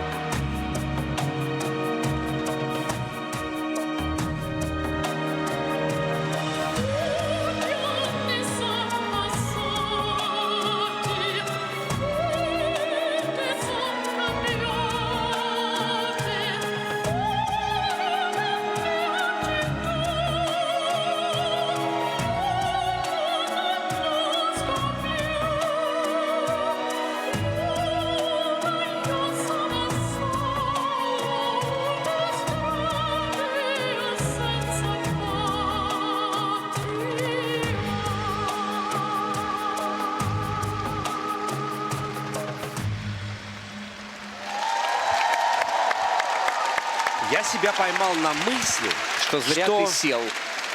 Нужно было стоять с самого начала этой разминки и не садиться, и аплодировать стоя все время. Согласен. Мы все живые люди, мы совершаем ошибки. Но возвращаясь к Прости, прокату, прервал тебя. Мы даже не беспокоимся после выполнения ряда элементов за другие. То есть это настолько есть запас, что мы не беспокоимся о каком-то простом тройном прыжке, о какой-то дорожке. Да, бывают. Ты слышишь разговор тренерский? Опять говорят, зато каскад хороший. Держу. Но для меня это вот я сейчас придумал, я сравниваю. Это куколка. такая куколка, которую можно заводить, и вот звучит музыка, ласкающая абсолютно. твой взгляд, твои мысли, и вот она прям так кружится. Вот Дина Хуснутдинова. Как в таких вот волшебных фильмах, да, шкатулочка вот эта. А меня Дина вообще погрузила, мне кажется, в какой-то такой транс, что ты говоришь, что после какого-то элемента мы перестаем волноваться, а я вот с первых секунд как будто даже не волновалась за Дину. Она такую уверенность в меня вселила и своими тренировками, и разминками, каким-то таким спокойствием, что даже не переживаешь за нее. Но вот тройной аксель, да, мы видим, что, конечно, на тренировках он был выполнен безошибочно. Подожди. Прости, что перебиваю, но здесь ставят даже не кьюшку, с которой я бы вот сейчас поспорил. крупно будут показывать, давайте посмотрим. Вход на нас, там даже четверть практически не пахло. Мы специально, вот Миша сфотографировал, я попросил, потому что я плохо вижу. Я надел очки и дополнительно взглянул, какие полоборота, о чем речь. Кьюшка, ну еще окей. Ну, мы с вами можем, да, долго дискутировать, недокрут в четверть или все-таки Кью, но мы видим, что и сама Дина, я уверена, что понимает, что она этот прыжок намного лучше и техничнее выполняла и на тренировках, и на разминках, и лица тренеров за бортиком мы тоже видели, как они отреагировали на этот аксель. То есть это для Дины далеко не первая попытка, и она его настолько хорошо и легко исполняет, что все понимали, что она его может в любом случае выполнить лучше. Но это не отменяет того, что Дина, правда, вот такое спокойствие своим прокатом вселяет. Настолько она изящна в своей программе, и настолько она вот как кружева выписывает каждый поворот. И какая крепкая нервная система у спортсменки, потому что в эфир это не идет, но в то время, когда предыдущая спортсменка ожидала оценки, Дина разминала тройной аксель. Раз не получилось, два не получилось, при том, что практически без разминки, во время 6-минутной разминки, получились они идеальным образом. И справилась с нервами и сделала. Ну, это 6-е место. Публика возмущена и шумит. На 1/100 она отстала от Ксении Гущиной. Ну и на 3 балла от 3-го места. Это вот полоборота на тройном акселе. На лед приглашается Алиса Двоеглазова. И в завершении сегодняшнего сумасшедшего дня Алиса Двоеглазова. Есть у нее заколдованная серия. Уже 16 турниров она не опускается ниже 2-го места. Да, 13 из них были юниорскими, но турнир Панина Коломенко и 2 этапа серии Гран-при только подтверждают наличие колдовства. Шучу. Каторжная работа и внимание к каждой детали. Вот что такое успех Алисы Двоеглазовой.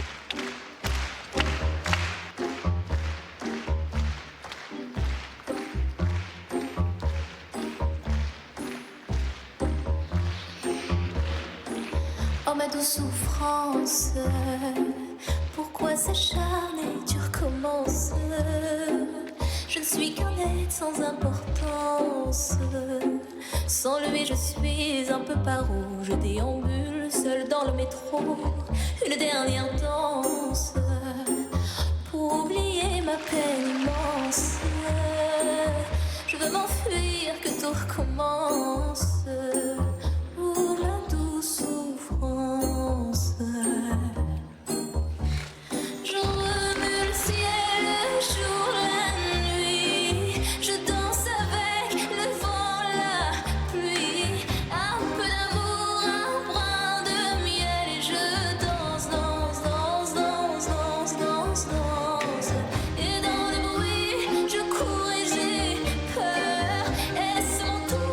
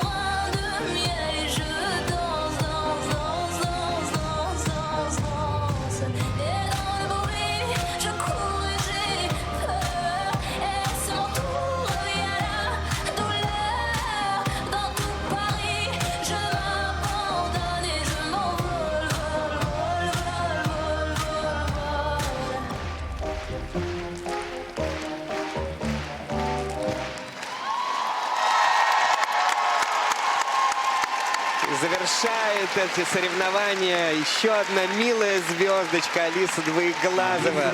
И как здорово публика ее поддерживала еще даже до того, как она начала кататься. Она только встала, в позу, музыка заиграла, и все. Начались аплодисменты. Она даже улыбнулась тому, насколько это все благожелательная публика и потрясающая обстановка, благодаря которой в том числе и такой замечательный прокат мы получили от нее. А я сформировал свое очередное мнение. По мне, интересно. Алиса Двоеглазова — это такое вот воплощение, возможно, непринужденной элегантности, которая сочетает и классику, и комфорт, и, возможно, такой изысканный минимализм. Вот.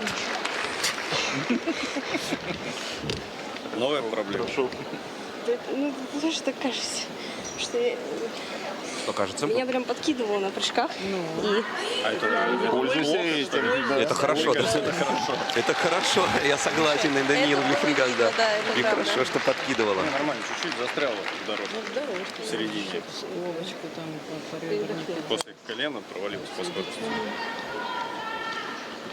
Про то, что Алису подкидывала на прыжках, это было видно сразу. Я как раз хотела сказать, что, возможно, в четверных прыжках это сразу добавляет тебе легкости в исполнении, а в тройных Алиса словно пыталась себя успеть остановить в воздухе, чтобы вовремя раскрыться и исполнить лишь 3 оборота, а не больше, потому что на каскаде вот луп я это заметила особенно. Ну, давайте сейчас посмотрим с самого начала. Ну, конечно, на очень высокой ноте мы завершаем выступление женщин сегодня в короткой программе.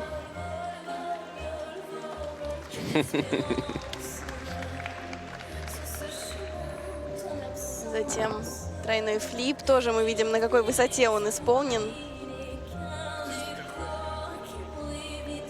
Это было... Вау. Вот, тройной луц, тройной тулуп. Высота, запас. Мне кажется, она могла даже не группироваться и как будто с руками в сторону прыгать, и ей бы все равно хватило той энергии, которая в ней сегодня была. Такое бывает, что как раз-таки от адреналина, от этих эмоций у тебя выше прыжок, резче крутка. И вот у Алисы все это сегодня было. Мне кажется, она могла бы эту программу несколько раз подряд откатать, и даже бы не запахалась. Всех так подкидывает. И завтра, и послезавтра. Вот как тренеры сказали, а что в этом плохого? Все замечательно. Но у тренеров этой группы, я считаю, следующий уровень это будет, когда спортсменка еще кланяется в середине льда, они будут к ней подъезжать и уже начинать разбор. А вот смотрите, то, что происходило сегодня утром. Да, это было сегодня на тренировке. Ай, крутой кадр, конечно. Спасибо Первому каналу. Георгиевна, Повеселили. конечно, мощь и звезда. Ну что, обратите внимание, по технике даже с двойным акселем находится на второй позиции Алиса Двоеглазова, то есть обошла всех, включая и Фролову, Садкову, Захарову, Гущину, Хуснудинову и Нелюбову. Всех обошла по технике, а по компонентам проиграла лишь Петросян и Садкова и занимает вторую позицию после короткой программы. Но хочется отметить, что, безусловно, отрыв есть. Адели Петросян, Двоеглазова. Но вот начиная с Алисы, 74, 73, 73, 71, 77, 78, 69, 69, 69. То есть очень близко. Будет завтра, это вообще... Как дожить до этого прекрасного дня, когда будет разыграны медали на чемпионате России? И понимаешь после увиденного, что этот день прошел не зря. Этот день прошел очень для всех, потому что сейчас у нас будет в студии интервью с лидером этого турнира Аделией Петросян, и мы передаем слово нашим коллегам. Ну что ж, завершились соревнования в коротких программах у наших прекрасных девушек. И Аделия Петросян, которую мы здесь ждем, не дождемся в нашей студии, уже здесь. И, конечно же, с нами поделится, как этот долгий-долгий день для нее сегодня прошел. Как мне кажется, шикарно. Стоя тебя приветствовали сегодня зрители в юбилейном. Рассказывай, что было сложно, а может быть, все и было легко. Легко было только добраться сюда, в Кисенкрай, а остальное было сегодня тяжело. Хотя все прошло вроде очень даже хорошо. И тренировка была хорошая, 6-минутная разминка была хорошая, прокат был достойным, поэтому жаловаться мне не на что.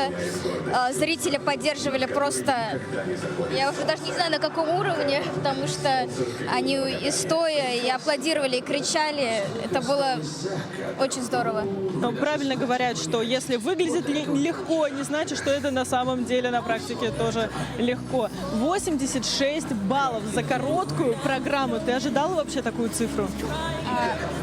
Ну, я помню, сколько у меня было, когда я уже выступала с тройным акселем, поэтому я рада, да, что такие оценки вновь появились в этом сезоне. И я надеюсь, что я буду только дорабатывать и улучшаться.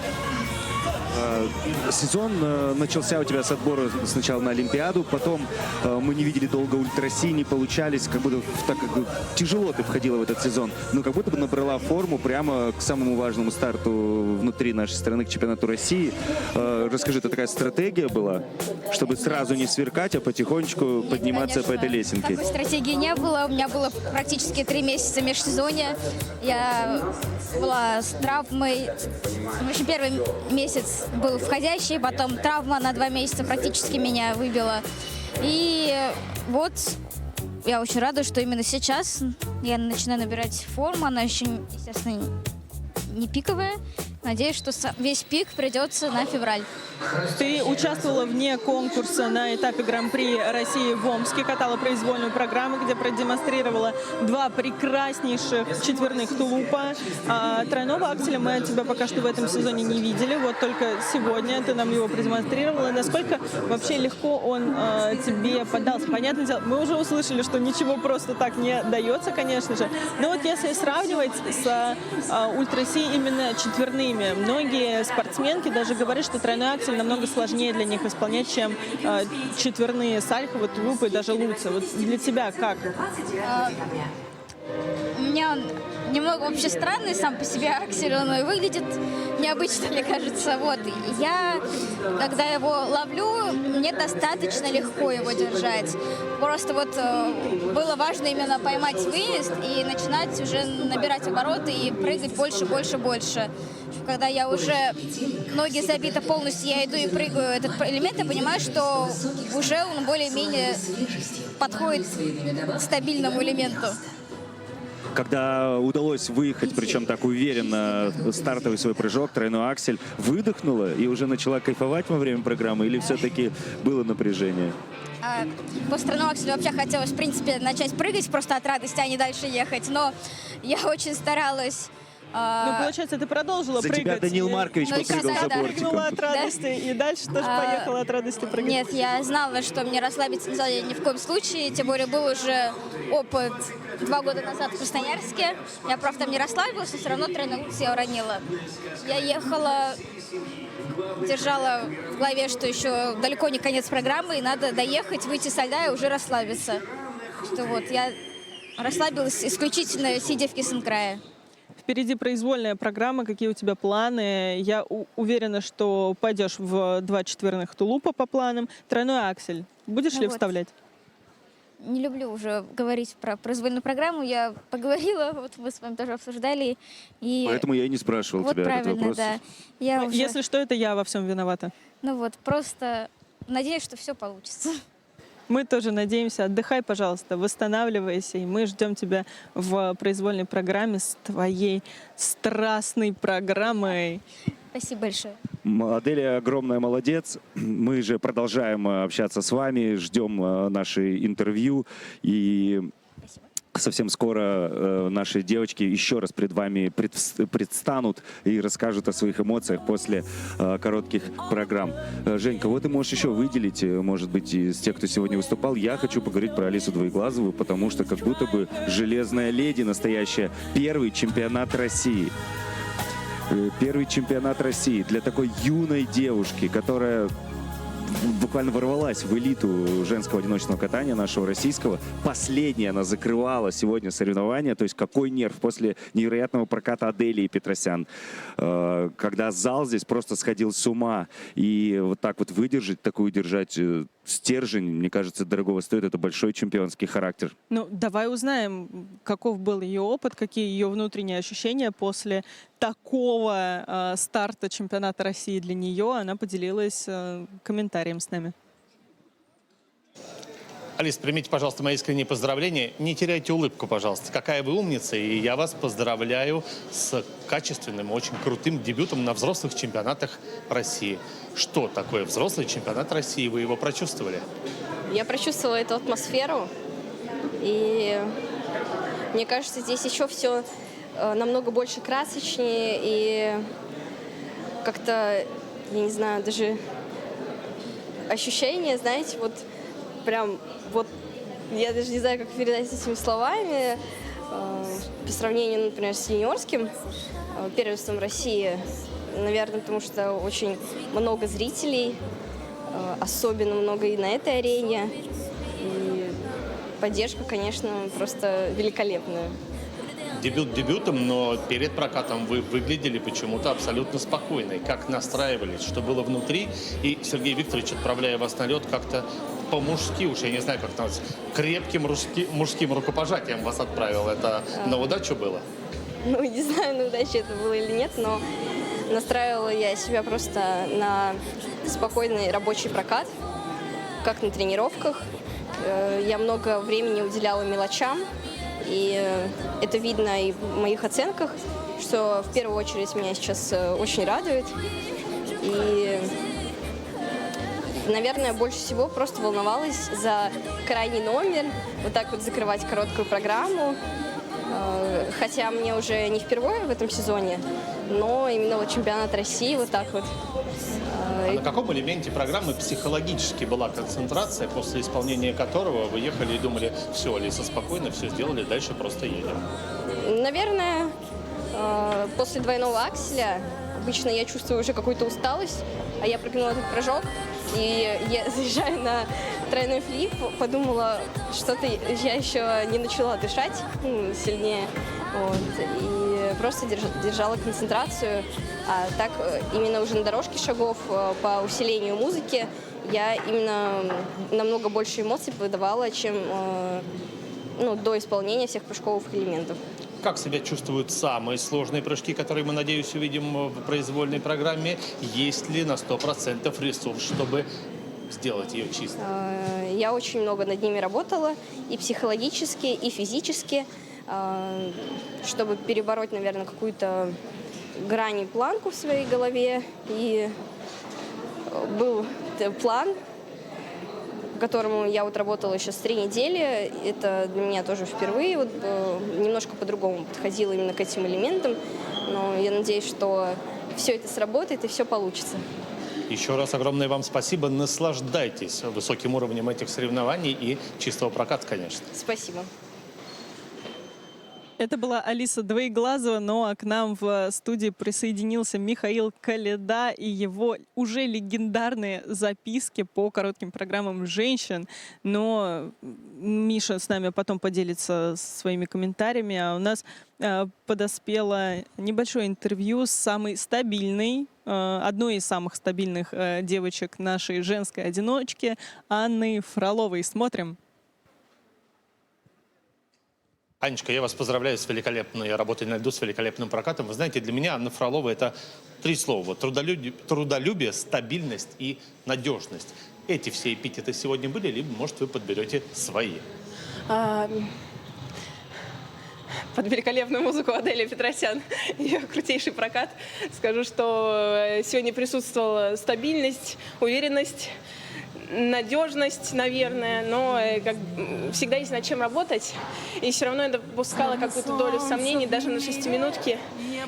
Некоторые прыжочки скажем так, делал не на 100%, а на 85%. Меня это не устраивает, хочется делать все на максимум всегда. Вы знаете, мы с Макаром Игнатовым сегодня после его выступления разговаривали. Для него это 8-й чемпионат, и он сказал, а лично я такой человек, что мне привыкнуть невозможно, и все равно волнуюсь. У вас 5-й, привыкнуть правда невозможно? У меня 6-й чемпионат.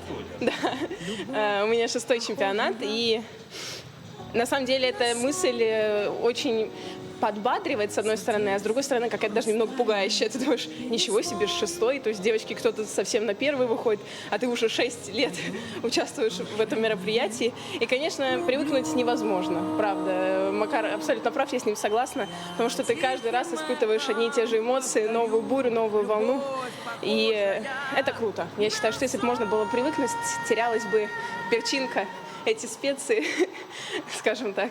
После вашего проката многоуважаемые наши любимые комментаторы Первого канала все вместе стоя аплодировали. Не знаю, видели вы этот момент или нет.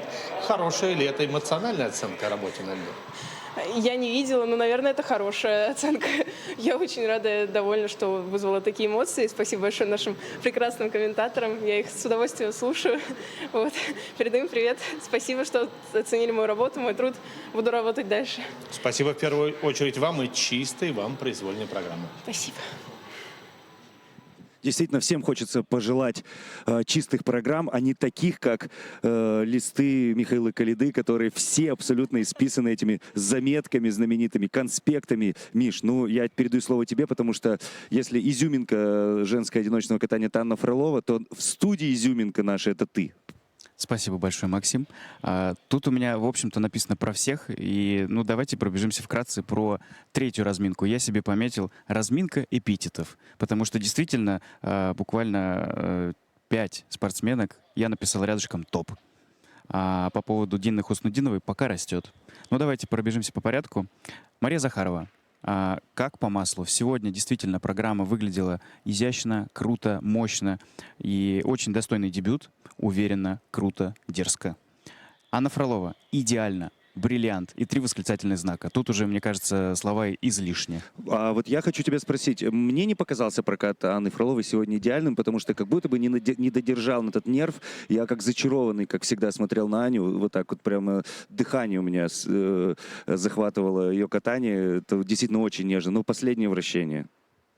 Последнее вращение. Самый важный элемент. Ничего страшного. Точка программы. Михаил Коляда простил ошибку на вращении. Да, я простил. Анне Фроловой я простил ошибку на вращении. Ничего страшного. Раз Михаил велел, то и мы прощаем. И судьи тоже. Аделия Петросян.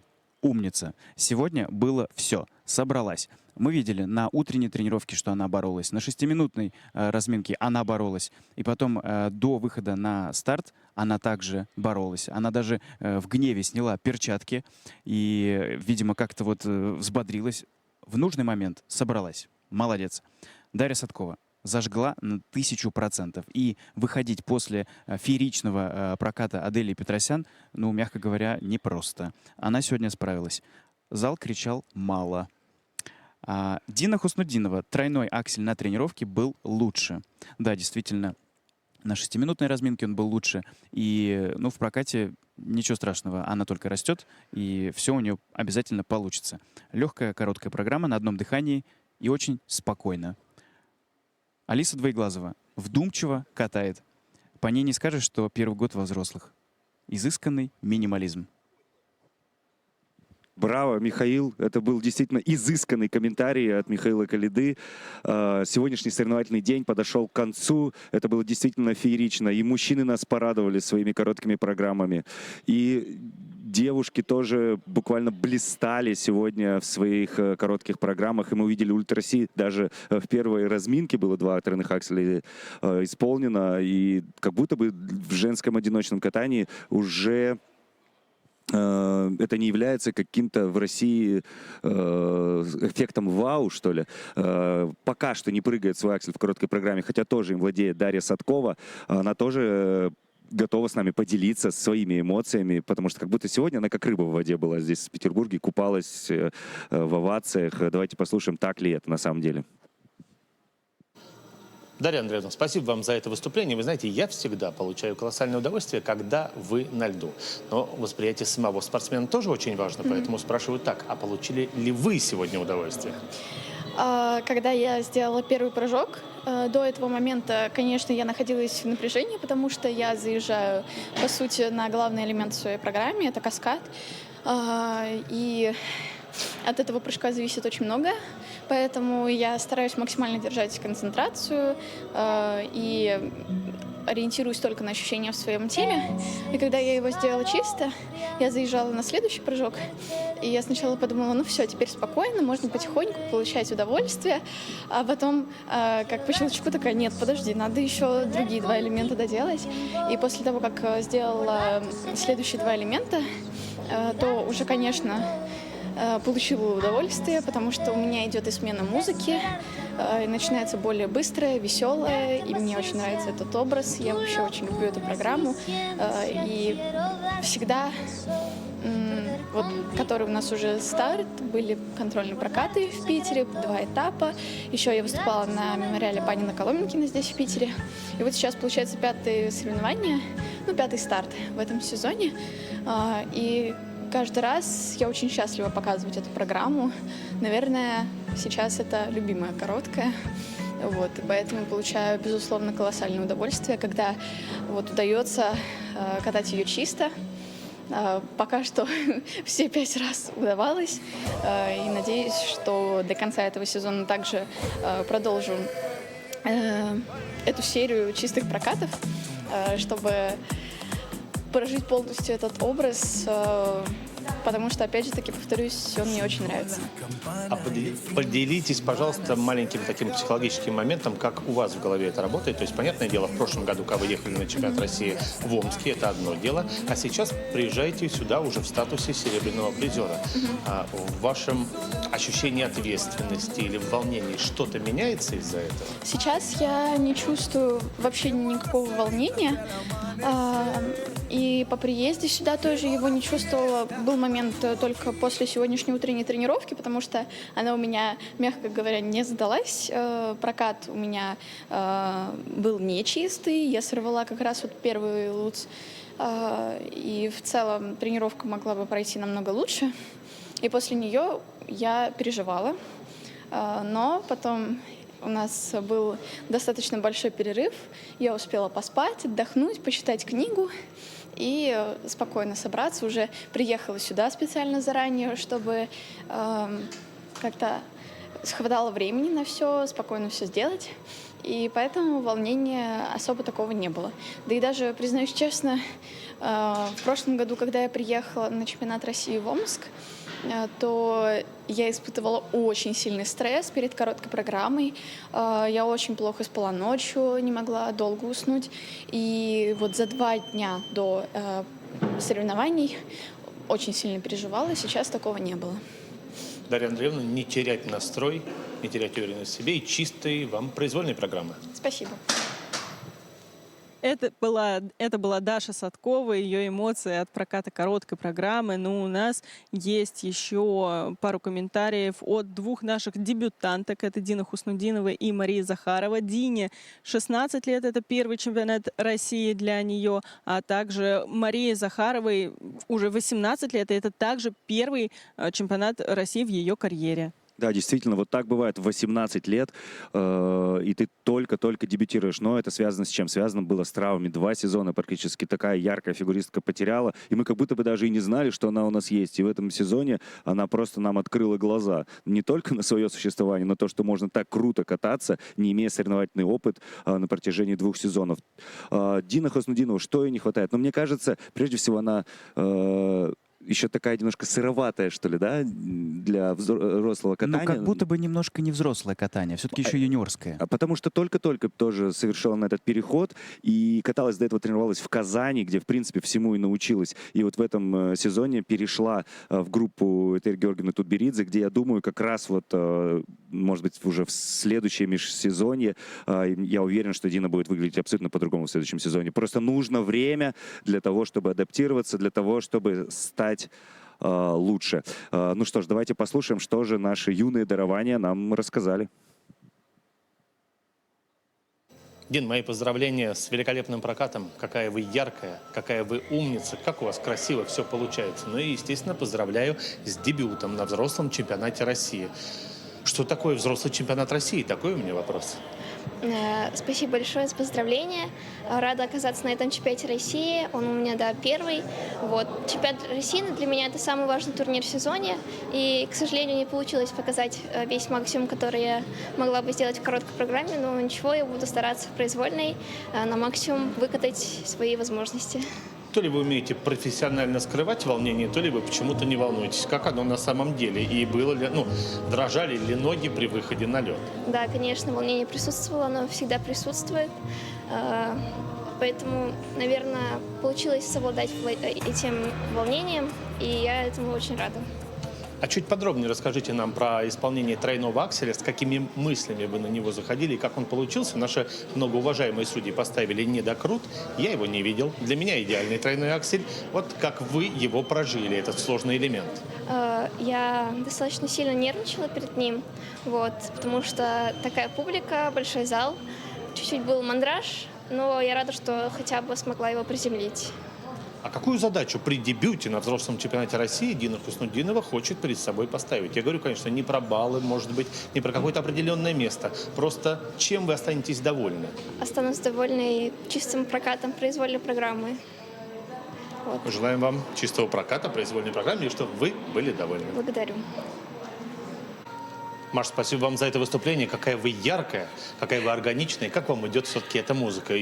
Но в первую очередь хочу выразить слова восхищения вашей стойкостью, вашей силой, потому что все мы знаем, что у вас была тяжелейшая травма, и насколько вы рассказывали, что была вероятность вообще, что, может быть, завершится карьера. Поэтому вопрос такой первый. Не победа ли и не радость ли это, что мы вообще здесь находимся, и на таком уровне мы, как болельщики, можем наслаждаться вашим крутым прокатом? Для меня это однозначно победа для себя.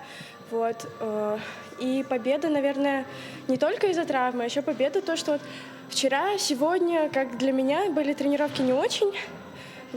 Не шли, я как-то не особо не могла под лед подстроиться. Все же он здесь немного другой. И поэтому для меня это, конечно, большая победа. Мне кажется, я, по-моему, впервые получила 71 балл за короткую. Но я очень старалась. Я после 2 этапов работала над дорожкой, работала вообще над всей программой, над эмоциями. Наверное, немного заслужила я. Я уж не знаю, насколько это уникальный случай, но дебютировать на взрослом чемпионате России в женском фигурном катании в 18 лет. Что это за дебют, когда уже в осознанном возрасте, и было ли вам, взрослой, волнительно? Наверное, не скажу, что мне прям было как-то это очень волнительно, потому что для меня каждый старт это какая-то... есть немного чуть-чуть волнения перед каждым стартом. То есть, нету какой-то особого волнения. Но как-то, я очень рада, что я в осознанном возрасте здесь нахожусь, потому что если бы я была, наверное, меньше, как раз лет 14-15, я бы не особо это как-то воспринимала. То, что как круто здесь быть. А сейчас это уже совсем другое сознание. Каким нюансом, аспектом или конкретным элементом больше всего довольны, которые сейчас вспоминаете и думаете, здесь Маша молодец? Дуплю. Потому что сегодня что-то утром он у меня как-то не очень шел. Он у меня шел немного то в перекрут, то куда-то вообще вправо-влево, меня очень шатало. И сейчас он такой здесь хорошенький получился, я очень рада ему прям. Я вам желаю, чтобы в произвольной программе она тоже получилась чистой, чтобы не было ни вправо, ни влево, чтобы чисто, хорошо и качественно. Там главное, чтобы тулубы получились. Этого вам и желаю. Спасибо большое. Это были Дина Хуснутдинова и Мария Захарова, делились своими эмоциями. Ну а мы благодарим нашего специального корреспондента Игоря Прудникова за то, что вылавливал по крупицам эти частички эмоций наших девчонок и мальчишек. Да, наш день подходит к концу, но прежде позвольте с вами поделиться, что же день грядущий нам готовит. Завтра у нас длинный эфир. С 8 утра он начинается, поэтому вставайте пораньше, варите кофе. С 8 утра мы начинаем, стартуем с тренировок наших танцоров. В 9:15 мы посмотрим тренировки спортивных пар и в 11 часов тренировки наших девчонок. Сами соревнования начнутся танцы у нас начинают. Это в час дня, в 13:00. После, естественно, пары это 15:45 и женское одиночное катание, произвольная программа 18 часов вечера. Поэтому обязательно смотрите фигурное катание на Первом канале. Не планируйте себе ничего на завтра. И я думаю, что мы обязательно с вами встретимся. А пока пока-пока. До новых встреч. До новых встреч. До завтра. Смотрите фигурное катание на Первом.